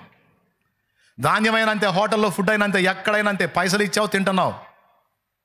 ఇక నీకు అక్కడ వర్తించదు. కానీ అలా కాకుండా ఉచితంగా తీసుకొచ్చి ఇదిగో ఇది మా విగ్రహాల దగ్గర పెట్టి తీసుకొని తిను అంటే సున్నితంగా తిరస్కరించాలి. దూషించొద్దు, ద్వేషించొద్దు. నేను నమ్మింది ఏదో ఒక దేవుడిని నమ్మాను బ్రదర్, ప్రార్థించిన అక్కడే, ఏదైనా తీసుకున్న అక్కడే, తిన్నా అక్కడే, ఇది చేసిన అక్కడే. మరి మేము తీసుకుంటాంగా మీ దగ్గర, మీకు ఆ స్వేచ్ఛ ఇవ్వబడింది మీరు నమ్మిన మతంలో. మరి మేము నమ్మిన విశ్వాసంలో మాకు ఆ స్వేచ్ఛ ఇవ్వబడలా. మాకు ఒక్కడే దేవుడు ఉన్నాడు. మేము వస్తాంగా మీ చర్చికి, ఓకే, మీకు ఆ స్వేచ్ఛ ఇవ్వబడింది. ఉన్న గోడలు ఇదో గుడి అనుకుంటారు, వచ్చి ఇక్కడ కూడా ఒక పాటు పడతారు, ఇబ్బంది ఏం లేదు, మీకు కేసు రాయడు. ఆ స్వేచ్ఛ మీకు ఇవ్వబడింది. కానీ మాకు ఒక్కటే, మోకాళ్ళు వేసినా, సాష్టాంగ పడినా, సాగిల పడినా, చేయి జాపినా, మొర్ర పెట్టినా, మొత్తుకున్నా, ఏది తిన్నా, ఏది చేసినా అక్కడే.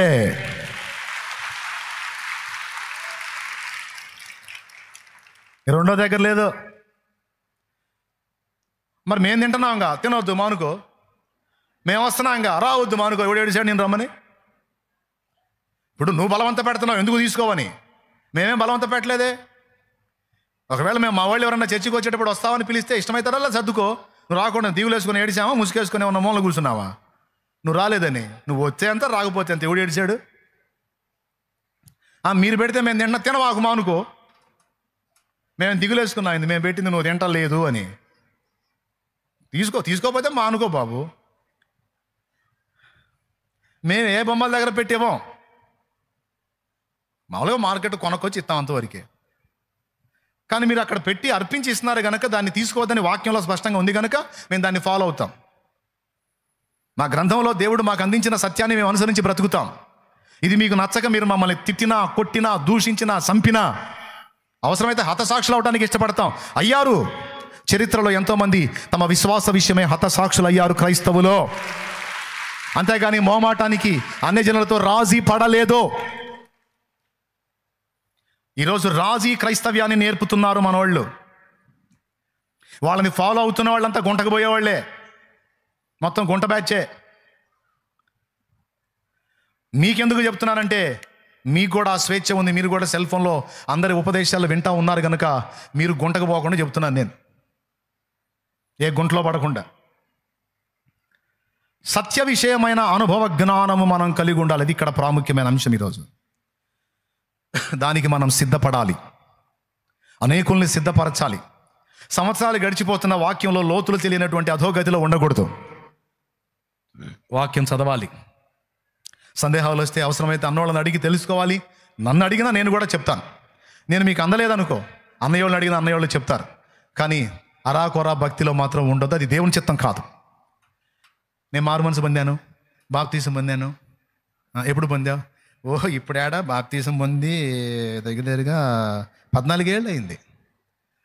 అమ్మ 30 మెలికలు తిరిగి చెబితే 14 ఏళ్ళు అయింది. ఎన్నిసార్లు బైబిల్ చదివా? ఎంత చదివావు? ఓ చదువు అప్పట్లో డిగ్రీ చేశాలే. డిగ్రీ. బైబిల్ ఎన్నిసార్లు చదివా? బైబిలా ఏందో ఎన్నిసార్లు చదువుతాం అనిపించిందా ఏందో, మరి అక్కడ బాగానే ఏందో నాకు. సావు కబురు చల్లగా చెబుతారు, ఒకసారి కూడా చదవలేదని. బతుకులు సల్లంగా ఉండా అనాలనిపించింది నాకు. ఎచ్చగా ఉండాలని కాదు, సల్లంగా ఉండాలని అనాలనిపించింది. ఒకసారి కూడా బైబిల్ చదవలేడు, డిగ్రీ చదివాడు, ఇంటర్ చదివాడంట, 10th చదివాడంట. అది చదవాలి కదరా అయ్యా బైబిల్. మారు మనసు పొంది బాప్తిసం పొంది అంతవరకు ఆగితే సరిపోతుందా? సత్యం తెలుసుకోవాలి కదా.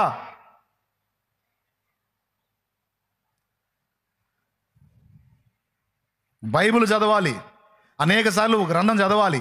సువార్త చెప్పాల్సిన అవసరం వస్తే అవసరమైతే ఖురాన్ గ్రంథం చదివి కూర్చున్నా. ఇక్కడ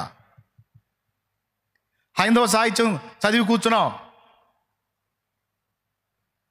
వాళ్ళు అడిగితే వాళ్ళ దానిలో నుంచే నేను శుక్రవారం చూపించి చెప్పా. దేవునికి స్తోత్రం కలుగును గాక. ముస్లిం సోదరులు అడిగితే వాళ్ళ దానిలో నుంచే చదవాలి కదండి. రోషం ఉండాలి కదా, సత్య విషయమైన రోషం ఉండాలి కదా, జీవితానికి ఒక గురి గమ్యం ఉండాలి కదా, ఒక అర్థం పరమార్థం ఉండాలి కదా. అరే బైబిల్ చదవరేందండి, నాకు అర్థం కాదు. బైబిల్ చదవాలి. మగ పిల్లలకు చెబుతున్నా, వాళ్ళకి రోషం లేకపోతే ఆడపిల్లలు మీరన్నా రోషం తెచ్చుకొని తెగబడండి. మనం సత్యాన్ని గురించిన అనుభవ జ్ఞానం కలిగి మనం సత్యంలో నడవాలి, అనేక మందిని నడిపించాలి. మనం రైట్ పొజిషన్లో ఉండాలి, అనేక మందిని రైట్ పొజిషన్లో నిలబెట్టాలి. మన బాధ్యత. రోషం లేని బతకూడదు. అన్యాయం జరుగుతుంటే, దుర్బోధ జరుగుతుంటే, మోసపూరిత బోధ జరుగుతుంటే రాజీ పడకూడదు. హల్లెలూయా. ఈరోజు రాజీ పడేటువంటి బోధలు వచ్చేసినాయి. కొంతమంది అబద్ధాన్ని ప్రేమించే వాళ్ళు ఉన్నారు, వాళ్ళకి అది భలే బాగుంటుంది. అసలు ఇది కరెక్ట్, అసలుకి వాళ్ళని మనం ఏమనకూడదు, మనల్ని వాళ్ళు ఏమనరు. అసలు మనం పెట్టింది వాళ్ళు తింటారు, వాళ్ళు పెట్టింది మనం తినాలి. అసలు అట్టు ఉండాలి. అసలుకి అది అసలు గొడవే ఉంటుంది. అసలుకి అసలు ఈ శాలే మన లాంటి వాళ్ళు అసలు తగాదులు పెడుతుంది. శుభ్రంగా వాళ్ళు పెట్టింది తింటే గొడవ ఉంటుందిగా. నేను తినమన్నకాడే కదా తగాదు వస్తుంది. నన్ను అడిగాడు అనుకో, తీసుకుంటావు తిను అన్నాడు అనుకో, నేను అదే చెబుతాను. నేను నమ్మింది ఏదో ఒకటి నమ్మాను బాబు, మొక్కినా అక్కడే, ఏదైనా అడిగినా అక్కడే, ఏదైనా పొందినా అక్కడే, ఇంకో దానికి మొక్కేది లేదు, చేజాపేది లేదు అంట. అప్పుడు నేను తిట్టినట్టు అయిద్దా? మరి ఏం చెప్పినట్టు అయింది? ఒక స్త్రీ తన భర్తను గురించి చెప్పినట్లు అయింది. నాకు ఒక భర్త ఉన్నాడు, నాకు ఒక హస్బెండ్ ఉన్నాడు రా బాబు. ఒక స్త్రీ తన భర్తను గురించి చెప్పినట్లు. నేను ఏది అడిగినా, చీర అడిగినా, ఆహారం అడిగినా, పాత్రలు అడిగినా, ఏది అడిగినా ఆయన్ని అడుక్కుంటాను, ఆయన దగ్గరే పొందుకుంటాను. కనపడ్డ వాడి దగ్గర అలా చేయి చాపితే నేను పతివ్రతను ఎలా అవుతాను? నాకు అక్కర్లేదు. లేఖనం ఎన్ని వచనాలు స్పష్టంగా చెప్పింది. ఏం బోధ అని చెప్పింది? విగ్రహార్పితం తినొచ్చు అనే బోధ. చూడండి, ప్రకటన గ్రంథం 2:20 ఒకసారి చదవండి మళ్ళీ. అయినను నీ మీద తప్పు ఒకటి నేను మోపవలసి ఉన్నది, ఏమనగా తాను ప్రవక్తనని చెప్పుకొనుచున్న యెజెబెలును స్త్రీని నీవు ఉండనిచ్చుచున్నావు. జారత్వము చేయుటకును విగ్రహములకు బలి ఇచ్చిన వాటిని తినుటకును అది నా దాసులకు బోధించుచు వారిని మోసపరుచుచున్నది. చూడండి, మోసపుచ్చు బోధ. 14 వచనం చదువు, 2:14. అయినను నేను నీ మీద కొన్ని తప్పిదములు మోపవలసి ఉన్నది. చూడండి, సరిగా చూసి కళ్ళు దగ్గర పెట్టుకొని చూసి ఇక లైన్లో నిలబడండి. అవేవనగా విగ్రహములకు బలి ఇచ్చిన వాటిని తినునట్లును జారత్వము చేయునట్లును ఇశ్రాయేలీయులకు ఉరియొడ్డమని బాలాకునకు నేర్పిన బిలాము బోధను అనుసరించు వారు నీలో ఉన్నారు. విగ్రహార్పితం తినొచ్చు అనే బోధ ఉరియొడ్డే బోధ అంట. ఉరియొడ్డే బోధ అంట. 20వ వచనంలో మోసపుచ్చే బోధ, 14వ వచనంలో ఉరియొడ్డే బోధ. మరి ఎంత బాగా వాళ్ళు బోధిస్తుంటే ఎలా రాజీ పడుతున్నారు ప్రజలు? వాక్యం ఏం చదివారు? వాక్యం తెలియదు కాబట్టే లోబడ్డారు.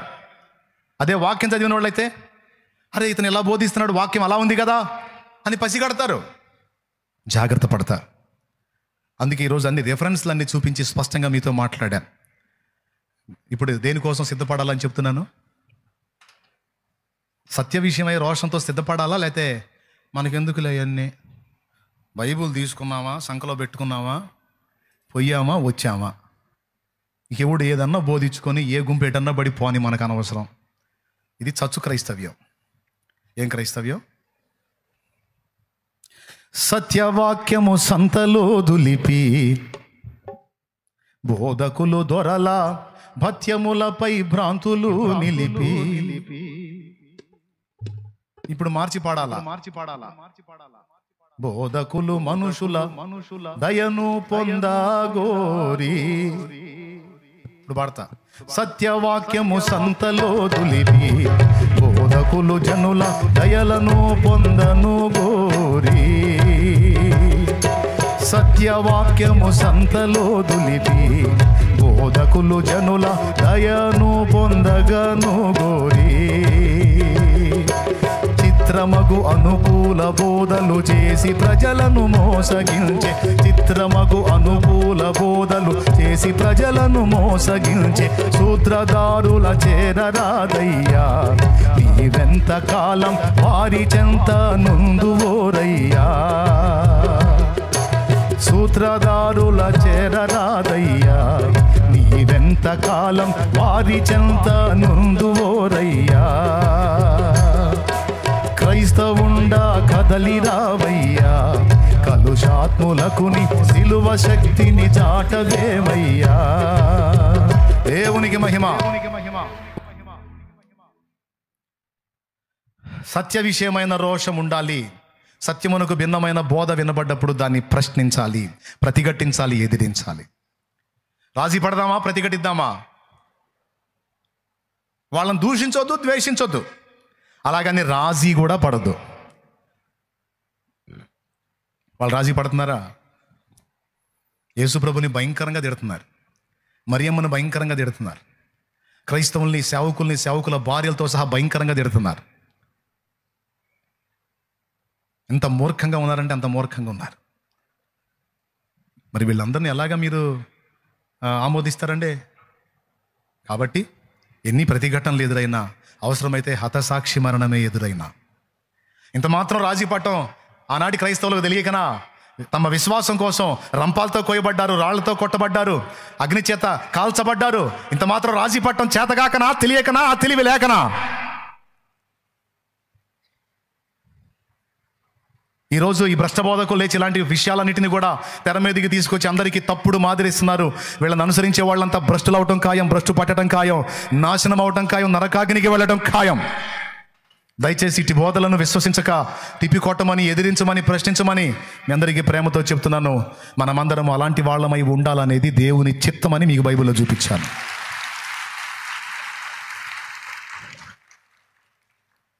పాస్టర్లలో కూడా చైతన్యం రావాలా? బాయ్.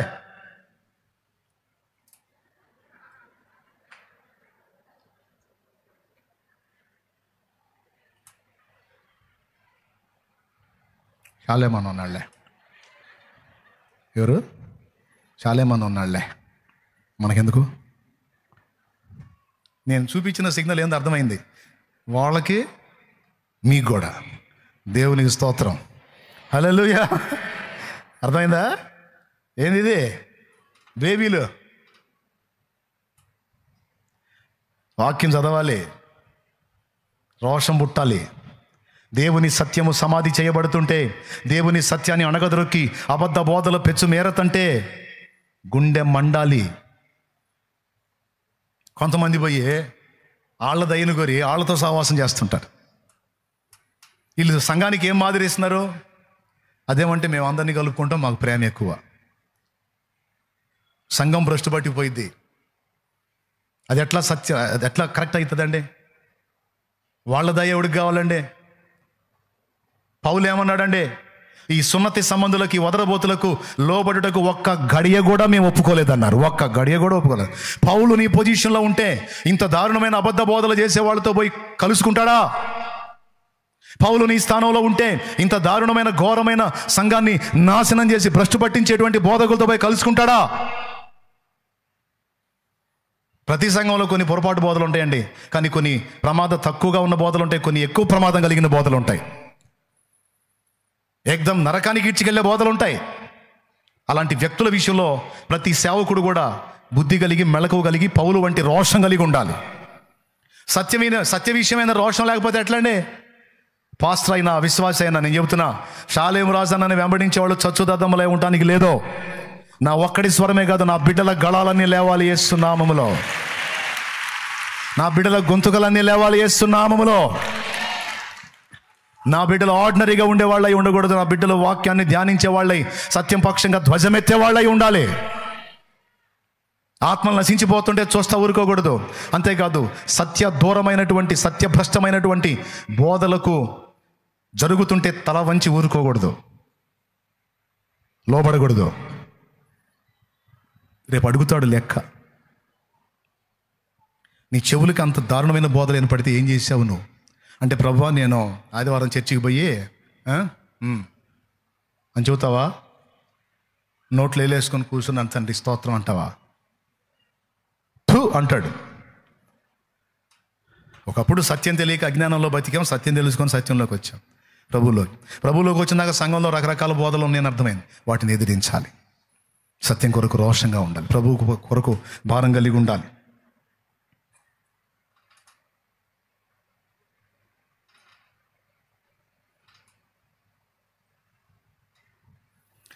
ఇప్పుడు ఒక చిన్న ఎగ్జాంపుల్ చెబుతాను. దేవాలయాల ప్రసాదాలు అమ్ముతున్నారు, అవి కొని తినవచ్చు అన్నారు. అది అచ్చంగా ప్రసాదం అని నీకు తెలిసినప్పుడు ఎట్ట కొనుక్కుంటావు? నీకు మైండ్ పోయిందా?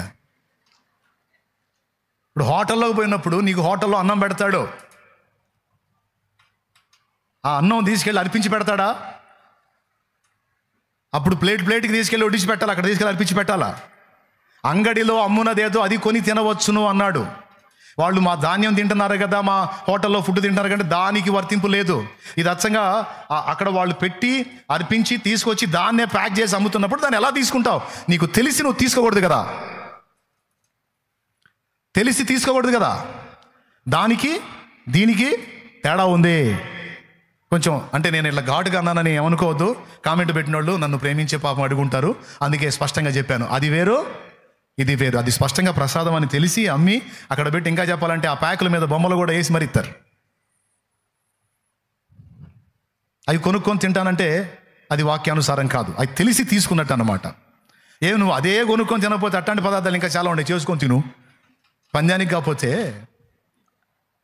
కాబట్టి అట్లా అది కరెక్ట్ కాదు. ఇప్పుడు అంగడిలో అమ్ముతున్నారు చూడండి, ధాన్యం అమ్ముతున్నారు, కొనుక్కొని తింటాం మనం, దానికి పట్టింపు లేదు. హోటల్లో తింటాం, పట్టింపు లేదు. కానీ అచ్చంగా ఆ గుళ్ళ దగ్గర పెట్టిన ఇదిగో ఇది అని చెప్పి తెచ్చి బొమ్మ కూడా వేసి మరి నీకు ఇస్తే ఎట్ట తీసుకుంటాను? వద్దు. అది తెలుసు కాబట్టి మనస్సాక్షి నిమిత్తం వద్దు. ఇప్పుడు నాకు కూడా కొంతమంది స్వీట్ అన్నం తీసుకొచ్చి పెడతారు, అనుమానం వస్తే అడుగుతా, ఏంది ఇది ఎట్లా ఉందని అంటే, లేదన్న ఎక్కడ పెట్టింది కదా, మేము ప్రార్థన చేసి వండుకున్నది, ఇది తినండి అన్న అని చెప్పి ఇస్తా, తీసుకొని తింటా. నువ్వు దేవుని బిడ్డగా నువ్వు ఉండే జాగ్రత్తలో నువ్వు ఉండాలి. తెలిసి నువ్వు తేడా పడొద్దు. ప్రభు బల్లలో చేయి వేసే నువ్వు మిగిలిన బల్లలో చేయి వేయడానికి త్వరపడొద్దు. తస్మాత్ జాగ్రత్త అని చెప్తున్నా నేను. తెలియకుండా ఎవరన్నా నీ తినే పదార్థంలో కలిపితే అది నీకు పాటింపు రాదు అని చెబుతున్నాను నేను. ఓకేనా? స్పష్టమేనా? ఇంకేమైనా గలిబిలుందా? దేవునికి స్తోత్రం కలుగును గాక. ఆ విషయాన్ని పక్కన పెడితే ఇంకొక సంగతి కూడా ఉంది, ప్రాముఖ్యమైన సంగతి. ఇది ఒక కామెడీ. ఇప్పుడు ఇది రెండవ బోధ, ఇంకొక బోధ.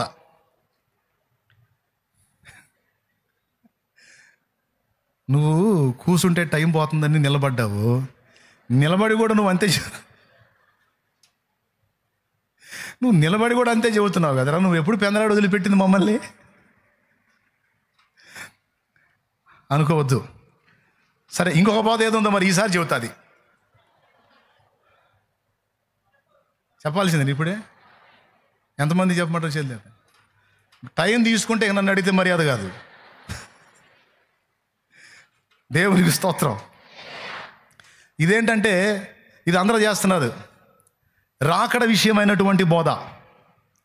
రాకడ విషయంలో చాలా స్పష్టంగా వాక్యం చెప్పింది. అంత్య అబద్ధ క్రీస్తు పరిపాలనలో సంఘం ఉంటుంది అని బైబిల్ స్పష్టంగా అనేక వచనాల నిరూపణతో సాక్ష్యం ఇచ్చింది. కానీ ఇప్పుడు కొంతమంది సేవకులు, బోధకులు, పాప వీళ్ళు మంచోళ్లే, మిగిలిన విషయాలన్నింటిలో పర్వాలేదు, కానీ ఈ రాకడ విషయంలో మాత్రం ఖచ్చితంగా రివర్స్ గేర్ వేసుకొని కూర్చున్నారు. వీళ్ళే ఒకసారి బోధ చేస్తా ఏమంటారు తెలుసా? 666 ముద్ర అమల్లోకి వస్తుంది, మీరు వేయించుకోకుండా జాగ్రత్త పడండి అంటారు. వీళ్ళే బోధ చేశారు. అది ఉంది నా దగ్గర వీడియో. వీళ్ళే బోధ చేశారు, 666 ముద్ర అమల్లోకి వస్తే వేయించుకోకండి అని. మళ్ళీ వీళ్ళే ఈ మధ్య ఏమని బోధిస్తున్నారు తెలుసా? 666 ముద్ర వచ్చినప్పుడు మనం వెళ్ళిపోతాం, మనం ఉండమని బోధిస్తున్నారు. ముద్ర ఎవరికంటే విడవబడ్డవాళ్ళకంట. ఒక చిన్న లాజిక్, సింపుల్ లాజిక్. అసలు ముద్ర అనే దాన్ని వాడు ఎందుకు అమల్లోకి తెస్తాడు? కొద్దిగా దిమాగ్ పెట్టి ఆలోచించండి. వాడి వాళ్ళు కానోళ్ళు ఎవరో డిక్లేర్ చేసుకోవటానికి వాడు ముద్ర అమల్లోకి తెస్తాడు. కనీసం ఈ చిన్న లాజిక్ అర్థం కాకపోతే ఏం మోతవర్లో, ఏం సదవర్లో, ఏం సస్వర్లో నాకేం అర్థమై సావట్లా. దేవునికి స్తోత్రం కలుగును గాక. గుణదల మేరీ మాత ప్రసాదం. అమ్మ మీకు దండం పెడతా. అమ్మ మేరీ మాత దేవుడు కాదమ్మా, ఎవరు పెట్టారో మరి. ఆ కామెంట్ పెట్టిన వాళ్ళు చూపించారు. గుండదల మేరీ మాత కావచ్చు, వేలాంగణి మాత కావచ్చు, ఫాతిమా మాత కావచ్చు, రహదారి మాత కావచ్చు,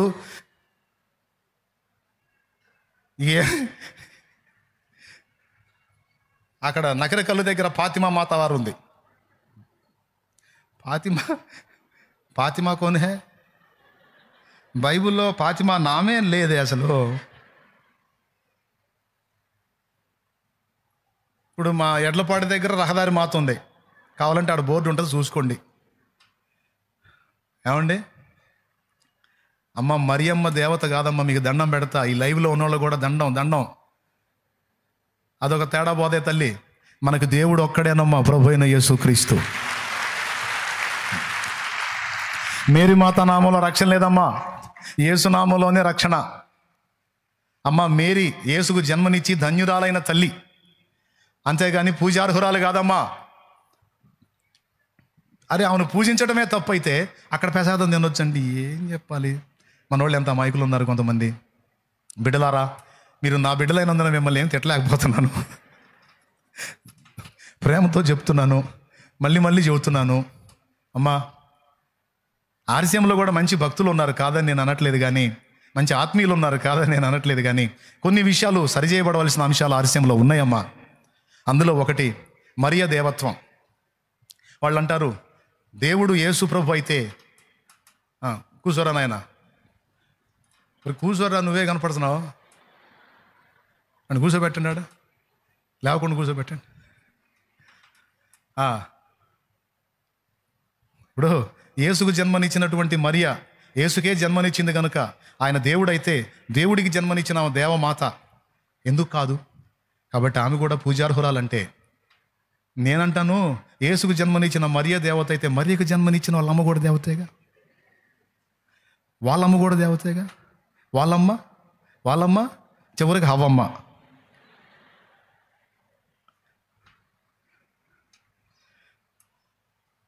సెట్ కాదు అది. జస్ట్ మరియమ్మ పొట్టను ఆడుకున్నాడమ్మా, అంతేనమ్మా. ఆమె రక్తం తీసుకోలేదమ్మా. బలియు అర్పణయు నీవు కోరలేదు. ఆయన లోకములోనికి ప్రవేశించినప్పుడు ఈ మాట అన్నాడమ్మా. హెబ్రీ పత్రిక 10వ అధ్యాయము ఒక్కసారి తీయండి అమ్మా. హెబ్రీ పత్రిక తీయండి అమ్మా, నీకు దండం పెడతా, తీయండి. 10వ అధ్యాయము 5వ వచనం చూడు. కాబట్టి ఆయన ఈ లోకమందు ప్రవేశించినప్పుడు ఇలాగూ చెప్పుచున్నాడు, బలియు అర్పణయు నీవు కోరలేదు గాని నాకొక శరీరమును అమర్చితివి. అదిగో, జస్ట్ ఒక బాడీని క్రియేట్ చేసి మరియమ్మ కడుపులో పెట్టాడమ్మా. అట్ట కుదిరిద్ది అండి, అట్ట బతుకుతాడండి అట్ట పెడితే. అంటే అరే, పురుషుని ఎరగని కన్యకి ఒక బిడ్డని ఇవ్వగలిగినప్పుడు ఆ బిడ్డని ఆమె కడుపులో ఏమీ కాకుండా కాపాడలేడా? దేవుడికి అసాధ్యమైంది ఏమన్నా ఉందా? కన్యకి బిడ్డను పుట్టిటమేమో సాధ్యం అంట దేవుడికి, ఆ బిడ్డకి ఆమె రక్తం అంటకుండా కాపాడటం చేత కాదంట. ఏం లాజిక్ అండి, నాకు అర్థం అవ్వట్లేదు. కన్యకు బిడ్డని ఇవ్వగలిగినప్పుడు ఆ బిడ్డకి ఆమె రక్తంతో నిమిత్తం లేకుండా బయటికి రప్పించలేడా? కాబట్టి మరియమ్మ పొట్టను ఆడుకున్నాడమ్మా. దానికి ఆమెకు ధన్యతనిచ్చాడు. దయాప్రాప్తురాలు, ధన్యురాలు. లోకం ఆమెను కూడా యేసు తల్లి అయిన మరియ అని ఘనపరుస్తుంది. రేపు ప్రభువు దగ్గర గొప్ప బహుమానం ఆమెకు ఉంటుంది. మీరు బాగా మనోనేత్రాలు వెలిగింపబడిన వాళ్ళై చూస్తే యేసు శిష్యులలో మరియ కూడా ఒక శిష్యురాలైపోయింది. చివరికి పరిశుద్ధాత్మను పొందినటువంటి వాళ్ళలో మరియ కూడా ఉంది కదా మేడగది మీద. కాబట్టి మరియ యేసు తల్లి అయినప్పటికీ ఆయన శిష్యులలో ఒక శిష్యురాలైపోయింది ఆమె కూడా. కాబట్టి మరియను దేవత్వాన్ని ఆపాదించి మరియను దేవతను చేసి విగ్రహం పెట్టి మొక్కటం వాక్యానుసారం కాదు. అది సరిచేయబడాల్సిన అంశం అమ్మా. మీ అందరికీ చెబుతున్నా, కొంతమంది విశ్వాసులు అదే పని చేస్తున్నారు. గొణదలు వెళ్ళొచ్చా, గుండు కొట్టించుకోవచ్చా? ఏమండి, దుర్గుణాలని తలకాయలో పెట్టుకొని పైన గుండు కొట్టించుకుంటే ప్రయోజనం ఏముందండి? యేసు ప్రభు చెప్పింది వెంట్రుకలు తీసేయమని కాదు, ఆ తలకాయలో పుట్టే దరిద్ర గుణాలని కంట్రోల్ చేసుకోమని చెప్తున్నాడు ఆయన. ఆ దుర్గుణాలను చంపేయమని చెబుతున్నాడు. ఆ దుర్గుణాలు తల్లోనే పెట్టుకొని పైన ఉన్న వెంట్రుకలు తీస్తే ఏం ప్రయోజనం? నేనున్నాను, ఏటపోయి వచ్చేవాడిని, నున్నంగా చేయించుకొని వచ్చేవాడిని, కానీ ఏం మారలా నా జీవితం. యేసుప్రభు దగ్గరికి వచ్చినాక నీ జుట్టు కాదురా, నీ బుద్ధులు మార్చుకో, నీ జీవితాన్ని సరిదిద్దుకో, నా రక్తంలో కడగబడు, నాలో నివసించని పిలిచాడు ఆయన.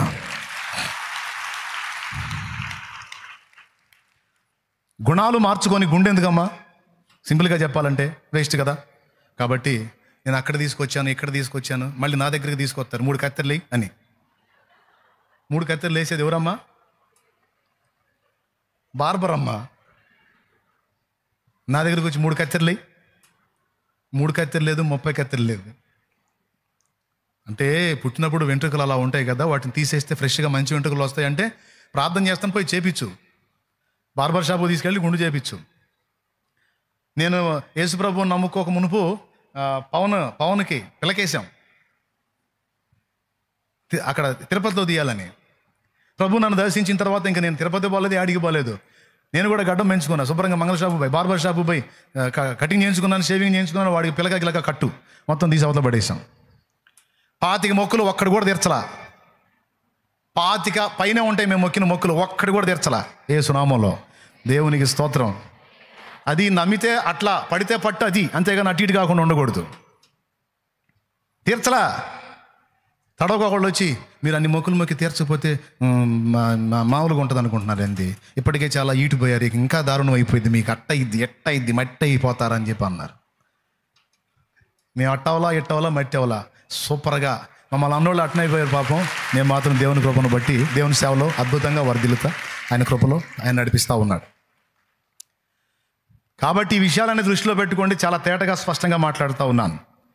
అంగడిలో అమ్మునదేదో అది కొని తినవచ్చును, దానికి అభ్యంతరం లేదు. విగ్రహాల దగ్గర, అది మేరీమాత దగ్గర పెట్టినా కూడా అసలు మేరీమాతను పూజించడమే వాక్యానుసారం కాదు. గంటాపాతంగా చెబుతున్నా, నేను ఎవరికి భయపడట్లా. పెట్టుకుంటే పెట్టుకొని, ఎవరన్నా నా మీద పోస్టులు పెట్టుకొని వీడియోలు పెట్టుకొని వాళ్ళు ఏ వాగులోనన్నా పడినాయి. ఇప్పుడు నేను సత్యం పక్షంగా నిలబడ్డాను కాబట్టి నన్ను మెచ్చుకునే వాళ్ళు ఉంటారు, మంట పుట్టినోడల్లా నన్ను తిట్టేవాళ్ళు కూడా ఉంటారు. వాడికి మంట పుట్టింది, పుట్టినప్పుడు ఖచ్చితంగా నన్ను షాలేం రాజు తేడా, షాలేం రాజు ఇట్టన్నాడు, షాలేం రాజు అట్లా అన్నాడు, అలా అనొచ్చా ఇలా అనొచ్చా అని పోస్టుల మీద పోస్టులు పెట్టుకోవచ్చు. ఎప్పటికే నా మీద 100 పోస్టులు ఉన్నాయి. ఉన్నట్లు మళ్ళీ ఇంకో 10 కలిగితే ఐ డోంట్ కేర్, కానీ సత్యం మాత్రం చెప్పి తీరతా. హల్లెలూయా.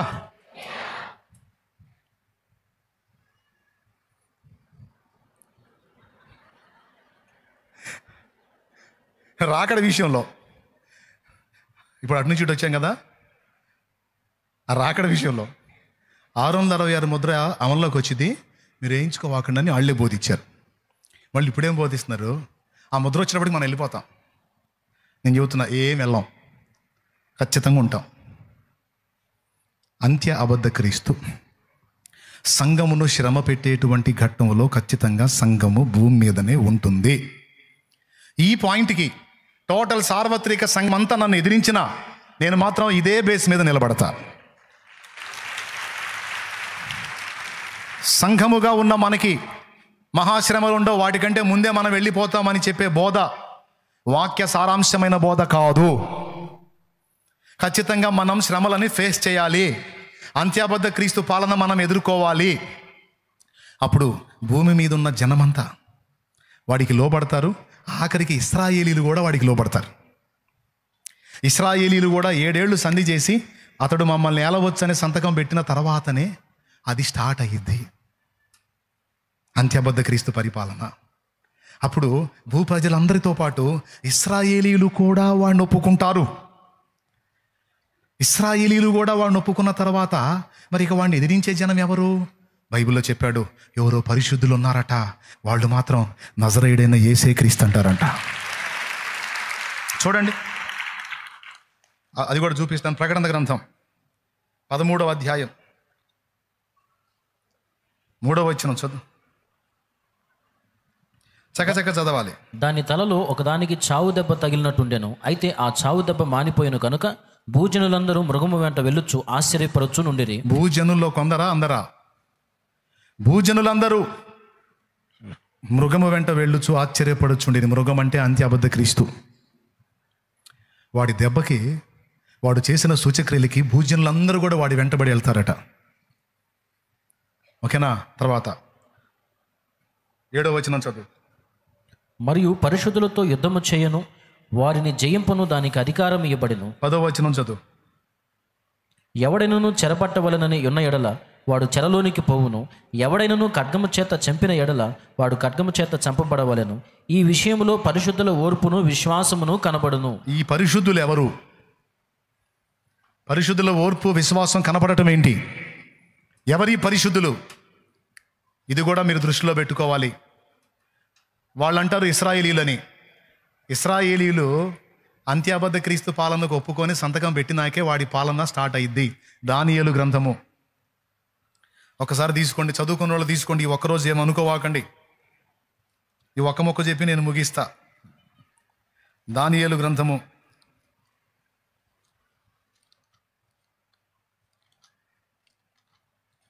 11వ అధ్యాయం తీసుకోండి ఒకసారి.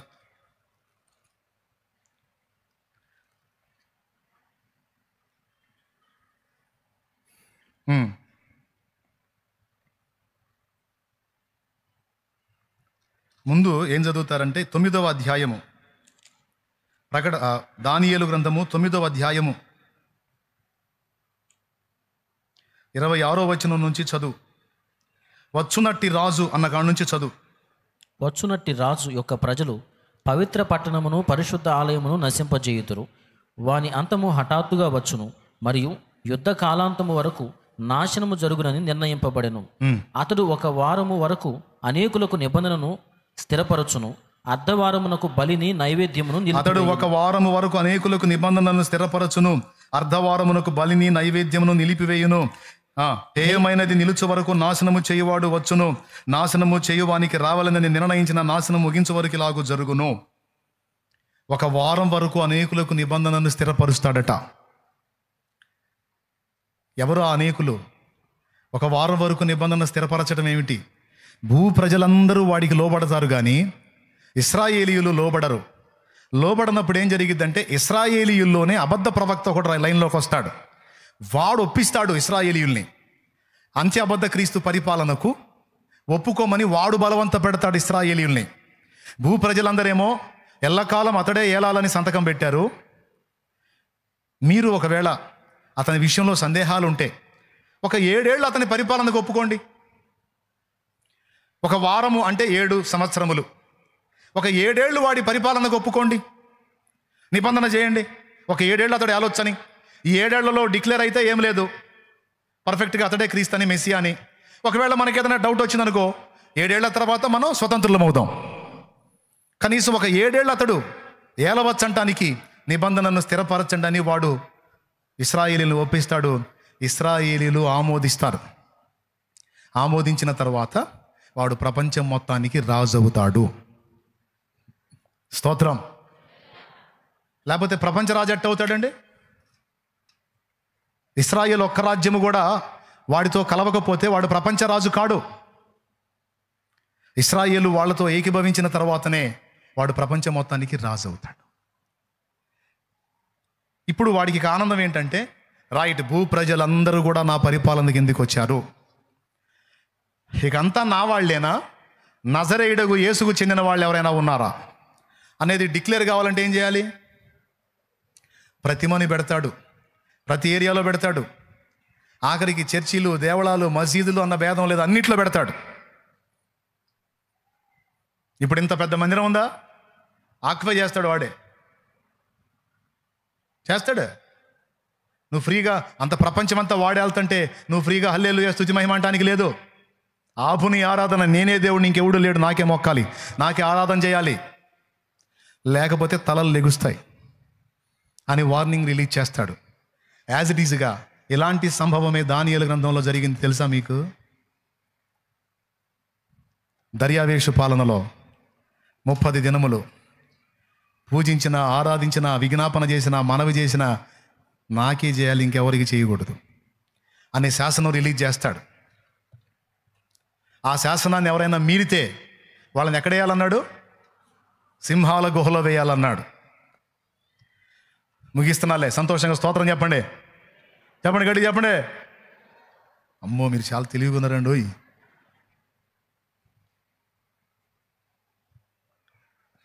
అలాగే వీడు కూడా ప్రపంచం మొత్తం నేనే దేవుణ్ణి, ఎవరైనా నాకే మొక్కాలి. తెస్సలోనిక పత్రిక 2వ అధ్యాయము చూడు 3వ వచనం నుంచి చూడు. మొదట భ్రష్టత్వము సంభవించి నాశన పాత్రుడకు పాప పురుషుడు బయలుపడితేనే గాని ఆ దినము రాదు. ఏది దేవుడు అనబడునో, ఏది పూజింపబడునో దానంతటినీ ఎదిరించుచు దానికంతటికి పైగా, ఏది దేవుడు అనబడునో, ఏది పూజింపబడునో దానికంతటికి ఎదిరించుచు దానికంతటికి పైగా వాడు తన్ను తాను హెచ్చించుకొనొచ్చు. దాని అర్థమైంది. నేను మసీదుకు పోయి అల్లాహు అక్బర్ అంటానంటే ఊరుకోరు. మసీద్లో కూడా నా బొమ్మ పెట్టండి అంటాడు. చర్చికి పోయి హల్లెలూయా స్తోత్రం అంటానికి ఒప్పుకోడు. చర్చిలో కూడా నా బొమ్మ పెట్టండి అంటాడు. ఓ, వింటున్నారా? వాడు వస్తాడు, వాడు పెద్ద అన్నయ్య. ఆడు వచ్చేటప్పటికి మనం ఉండమని బోధిస్తున్నారు. అది సత్యబోధ కాదు. దయచేసి దాన్ని నా బిడ్డలు నమ్మకండి.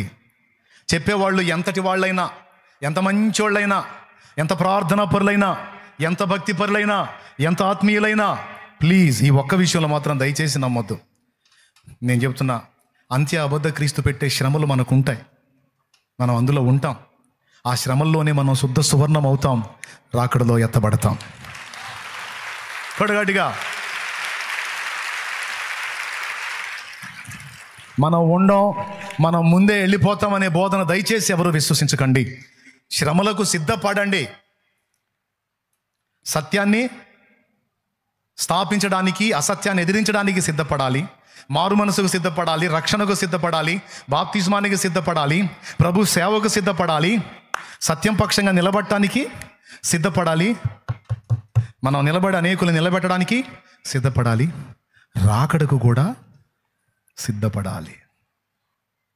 రాకడకు ముందు జరగబోయే మహాశ్రమలు కూడా సిద్ధపడాలి. చివరిగా ఒక్క వచనం చూపించి ముగించబోతే అప్పుడు అడగండి. స్తోత్రం. టైం అయిపోయింది, 1:50 అయింది. అంటే ఇంకా 2 కాలేదని చెబుతున్నా.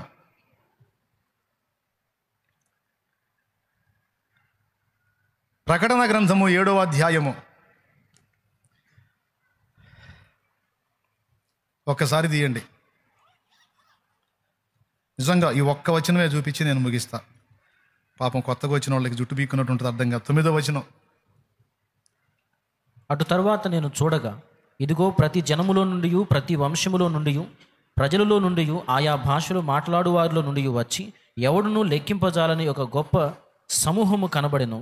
వారు తెల్లని వస్త్రములు ధరించుకున్న వారు. చూడండి, అటు తర్వాత నేను చూడగా, ఇక తిరుగులేని వచనం ఇది. సంఘం అంత్య అబద్ధ క్రీస్తు శ్రమల్లో ఉంటుందనే దానికి తిరుగులేని వచనం ఇది. అదే చూపిస్తున్నా చూడండి. చదువు నాన్న మళ్ళీ ఒక్కసారి. అటు తరువాత నేను చూడగా, ఇదిగో ప్రతి జనములో నుండి, ప్రతి వంశములో నుండి, ప్రజలలో నుండి, ఆయా భాషలు మాట్లాడు వారిలో నుండి వచ్చి ఎవడును లెక్కింపజాలని ఒక గొప్ప సమూహము కనబడెను. వారు తెల్లని వస్త్రములు ధరించి. ఎవడును లెక్కింపజాలని గొప్ప సమూహం అన్నాడు, గుర్తుపెట్టుకో. ఇశ్రాయేలీని లెక్కించగలమా లెక్కించలేమా? ఇశ్రాయేలీని లెక్కించలేమా? ఏం పెద్ద దేశం అయింది అది. అది భారతదేశ జనాభా దాదాపు 140 కోట్లు. దీన్నే లెక్కించినప్పుడు ఇశ్రాయేల్ ఎంత అండి? ఇశ్రాయేల్ జనాభా ఎంత లెక్కించవచ్చు. కానీ ఇక్కడ ఏం చెప్పాడు? ఎవడును లెక్కింపజాలని ఒక మహా గొప్ప సమూహం. ఎందులోంచి వచ్చారు? ఇశ్రాయేల్ నుంచి వచ్చారా? ప్రతి జాతి నుండి. చదువు. వారు తెల్లని వస్త్రములు ధరించుకున్నవారు. మళ్ళీ చదవాలి మొదటి నుంచి. ప్రతి జాతి నుండి, ఇశ్రాయేల్ జాతి నుండి కాదు, ప్రతి జాతి నుండి, ప్రతి వంశము నుండి, ప్రజలలో నుండి, ఆయా భాషలు మాట్లాడు వారిలో నుండి వచ్చి ఎవడును లెక్కింపజాలని ఒక గొప్ప సమూహము కనబడెను. వారు తెల్లని వస్త్రములు ధరించుకున్న వారై ఖర్జూరపు మాటలు చేత పట్టుకొని సింహాసనము ఎదుటను గొర్రెపిల్ల ఎదుటను నిలువబడి సింహాసనాసీనుడైన మా దేవునికిని గొర్రెపిల్లకును మా రక్షణకై స్తోత్రమని మహాశబ్దముతో ఎలుగెత్తి చెప్పిరి. వీళ్ళెవరో 14వ వచనం చదువు. అందుకు నేను, అయ్యా నీకే తెలియననగా. అక్కడ 13వ వచనం చదువు. పెద్దలలో ఒకడు, నువ్వు నీరసంగా చదువుతున్నావు. పెద్దలలో ఒకడు తెల్లని వస్త్రములు ధరించుకొని ఉన్న వీరెవరు, ఎక్కడి నుండి వచ్చి ఉన్నారని నన్ను అడిగాను. అక్కడ ఎవరిని గురించి అడిగారు? చదువుకున్న వాళ్ళందరూ చెప్పాలి. ఎవరిని గురించి అడిగాడు? ఎవడు లెక్కింపజాలని ఒక మహా గొప్ప సమూహాన్ని గురించి అడిగాడు. వీళ్ళెవరో, ఎక్కడి నుండి వచ్చారని నన్ను అడిగాడు. ఇప్పుడు చదువు. అందుకు నేను, అయ్యా నీకే తెలియననగా అతడు ఇలాగూ నాతో చెప్పాను, వీరు మహాశ్రమల నుండి వచ్చిన వారు. అద్దుగో సరిపోయిందా? మీరు ఎక్కడి నుంచి వచ్చారు? మహాశ్రమల నుండి వచ్చిన వారు. ఎక్కడి నుంచి వచ్చారు? మహాశ్రమల. చెప్పు గట్టిగా. అది చదువు. గొర్రెపిల్ల రక్తములో తమ వస్త్రములను ఉదుకుకొని వాటిని తెలుపు చేసుకొనిది. అందువలన వారు దేవుని సింహాసనం ఎదుట. చాలిగా. ఎవరిళ్ళు? మహాశ్రమలకు ముందు వచ్చిన వాళ్ళు అన్నాడా? శ్రమలలో నుండి వచ్చిన వారు అన్నాడా? శ్రమల నుండి అంటే దీని అర్థం ఏందండి?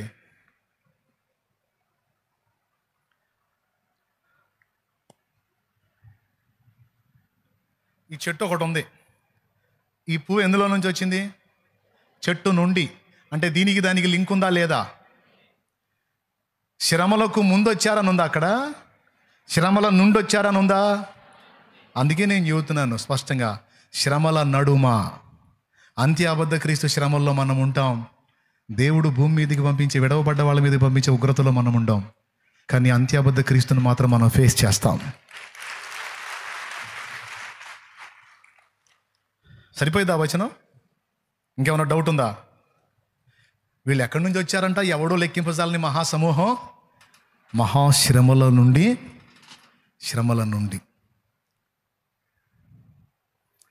పుష్పం ఎక్కడి నుంచి వచ్చింది? ద్రాక్షగల ఎక్కడి నుంచి వచ్చింది? చెట్టు నుండి. అంటే దానిలో నుండి, అంతేగాని దాని వెలపటి నుండి కాదు. మళ్ళీ మన వాళ్ళు అటు బోధిస్తారు. అందుకని వీళ్ళు ఎక్కడి నుంచి వచ్చారు? లో నుండి.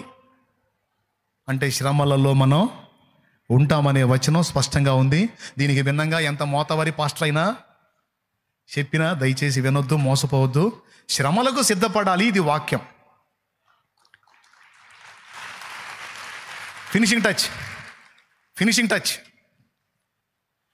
ఒకవేళ నేను చెప్పేదే అబద్ధమై, కాదులే వాక్యం చూపించాగా, నేను చెప్పేదే అబద్ధమై, వాళ్ళు చెప్పేదే సత్యమై, మనం శ్రమలకు ముందే వెళ్ళిపోయాం అనుకో, శ్రమలు ఉంటాయని నమ్మిన వాళ్ళకి ఏమన్నా నష్టమా?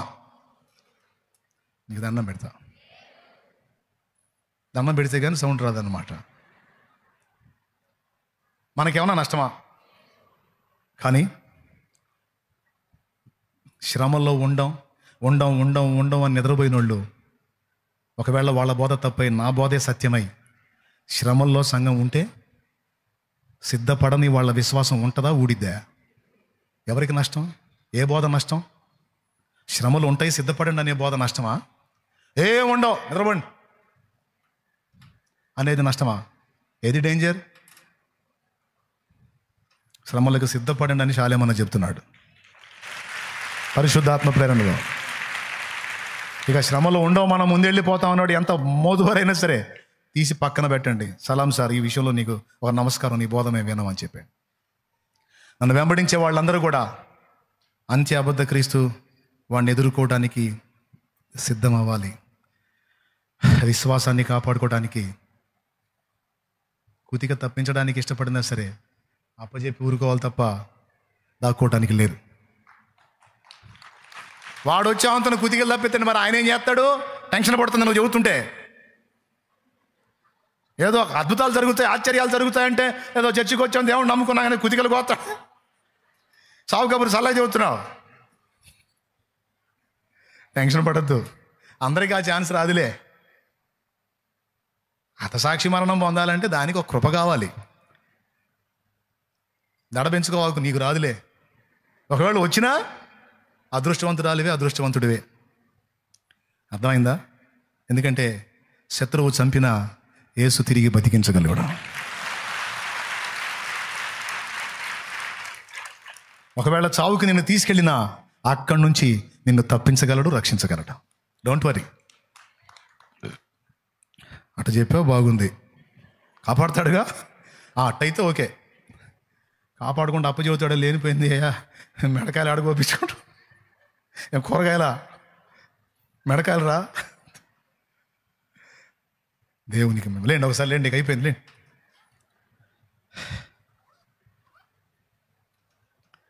అమ్మయ్యా, ఆ మహాశ్రమలేమో కానీ ఈ నడుముల శ్రమ నుంచి విడుదల వచ్చింది. దేవునికి స్తోత్రం. తొందరగా లేండి, లేపండి వాళ్ళు, లేపండి.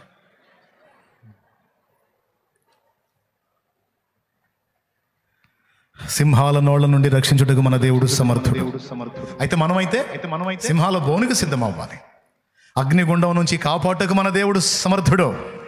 అయితే మనమైతే అగ్నిగుండాన్ని తప్పించుకోవడానికి కాదు, అగ్నిలో పడవేయబడడానికైనా ప్రిపేర్డ్గా ఉండాలి. రైట్. అందరు లేచి నిలబడండి. నిజంగా కళ్ళు మూసుకోండి. ఒంటి కన్ను రాక్షసులా ఒక కన్ను మూసి ఒక కన్ను తెరవాకండి. అమ్మో, నేను ఎంత చెప్పినా సరే ఒక కన్ను మూసి వెళ్తున్నాడా ఉంటున్నాడు అని చూస్తాం. కళ్ళు మూయండి, నిజంగా మూయండి. స్తోత్రం. హల్లెలూయా, హల్లెలూయా.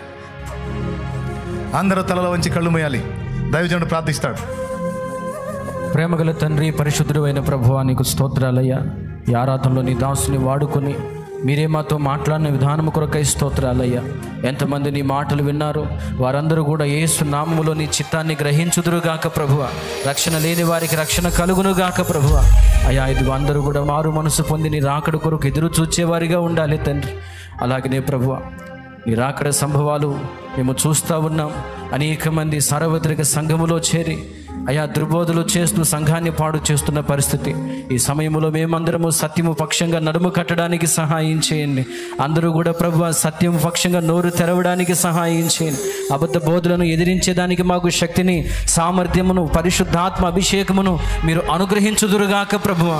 ప్రభుతో జ్ఞాపకం చేసుకోండి అయ్యా. అలాగే నీ రాకడ కొరకు, శ్రమల కొరకు కూడా సిద్ధపడి ఉండడానికి సహాయం చేయండి. ఎన్ని శ్రమలైనా, ఎన్ని శోధనలైనా, ఎన్ని బాధలైనా నీ రాకడ కొరకు నాయన నీ కొరకు నిలబడే కృప మా అందరికీ కలుగునుగాక ప్రభువ. కృపతో జ్ఞాపకం చేసుకొని అందరూ కూడా సత్యమును గురించిన అనుభవ జ్ఞానము పొందిన వారై ఉండులాగున సహాయం చేయండి తండ్రి. సన్నిధిలో వెంబడిస్తున్న ఏ ఒక్కరు కూడా ప్రభువ సామర్థ్యం లేని వారిగా, చాతకాని వారిగా ఉండకూడదు ప్రభువ. అందరూ కూడా ప్రయోజనకరమైన పాత్రలుగా మారుదురుగాక ప్రభువ. పిరికితనము తొలగిపోవునుగాక ప్రభువ. అవిశ్వాసము తొలగిపోవునుగాక ప్రభువ. నీ ఆత్మ చేత నింపబడి సత్యము కొరకు రోషము కలిగిన వారిగా మేమందరము కూడా నీ కొరకు సిద్ధపడదము గాక ప్రభువ. ఈ అంత్య దినాల్లో ప్రభువ మాకు కావలసిన ఆత్మ బలమును మీరు దయచేయండి, అభిషేకమును దయచేయండి. నీ దాసుల్లో ఎలాంటి రోషమును, భారమైతే అయ్యా నువ్వు ఉంచావో ప్రభువ, ఆ రోషమును, ఆ భారమును మాకు కూడా దయచేసి నీ పని కొరకు మమ్మల్ని కూడా వాడుకునే సహాయమును దయచేయమని కృతజ్ఞతాస్తుతులు చెల్లిస్తూ యేసు నామములోనే ప్రార్థిస్తున్నాము తండ్రి. ఆమేన్. దేవునికి మహిమ కలుగునుగాక. హల్లెలూయా చెప్దామండి గట్టిగా, హల్లెలూయా. మంచిది ప్రియులారా, దేవుడు ఈ ప్రతికూల వాతావరణంలో కూడా ఆయన సన్నిధికి నడిపించి శ్రేష్టమైన మాటలు, మనకి అవసరమైన విలువైన మాటలు మనకు తెలియజేసి ఉన్నాడు. చివరి ప్రార్థన ఆశీర్వాదంతో మనం సెలవు తీసుకుందాం. మీ అందరి కొరకు కూడా ప్రార్థన చేసి నేను ముగిస్తాను. అందరూ కనులు మూసి చివరి ప్రార్థన ఆశీర్వాదంతో సెలవు తీసుకుందాం. పరిశుద్ధుడైన తండ్రి, ప్రేమ కలిగిన ప్రభువా, నీకు వందనాలయ్యా. నీ సన్నిధికి వచ్చిన నీ బిడ్డలందరినీ ఒక్కసారి మీరు జ్ఞాపకం చేసుకోండి. త్రోసివేసే దేవుడువు కాదు, నెట్టివేసే దేవుడువు కాదు. ఎవరెవరు ఏ ఏ బలహీనతలతో, సమస్యలతో నీ సన్నిధిలో అడుగుపెట్టారు, శ్రేష్టమైన మాటలు, అవసరమైన మాటలు విని ఉన్నారు ప్రభువా. వాక్యాన్ని విని వారి గృహాలకు వెళ్ళబోతూ ఉండగా యేసు నామములో వారి శరీరాల్లో ఉన్న బలహీనతలు తొలగిపోవునుగాక, స్వస్థత కలుగునుగాక, విడుదల కలుగునుగాక, ఆరోగ్యము కలుగునుగాక ప్రభు. సమస్త బలహీనతలు తొలగిపోవాలి నాయన. దయతో జ్ఞాపకం చేసుకో. అప్పుల బాధలతో, ఇంకా రకరకాల కోర్టు సమస్యలతో నష్టపోతూ ఎవరైతే వచ్చారో వారిని నాయన మీరు దర్శించి సమృద్ధి అయిన మేలు చేయమని ప్రార్థన చేస్తున్నాం. చదువుకుంటున్న బిడ్డలను జ్ఞాపకం చేసుకోండి అయ్యా. ఇదిగో వ్యవసాయం చేస్తున్న రైతులను జ్ఞాపకం చేసుకో అయ్యా. వర్షము ఎక్కువైతే ఒక సమస్య, వర్షము లేకపోతే ఒక సమస్య. పంట పొలాలకు ఏ కీడు సంభవించకుండా యేసు నామములో పంటలన్నీ ఆశీర్వదించబడును గాక ప్రభు. సమస్త తెగుళ్ళు తొలగిపోవును గాక ప్రభు. బిడ్డలు వెళుతున్న మార్గాల్లో క్షేమాన్ని దయచి ఎవరికి ఏ కీడు సంభవించకుండా క్షేమకరమైన ప్రయాణాలు అందరికీ కలుగునుగాక ప్రభువ. బిడ్డలు తెచ్చుకున్న నూనె వారి చేతుల్లో ఉంది ప్రభు. ఎత్తిపట్టి ప్రార్థన చేస్తూ ఉండగా అది నీ రక్తముగా మార్చబడును గాక ప్రభు.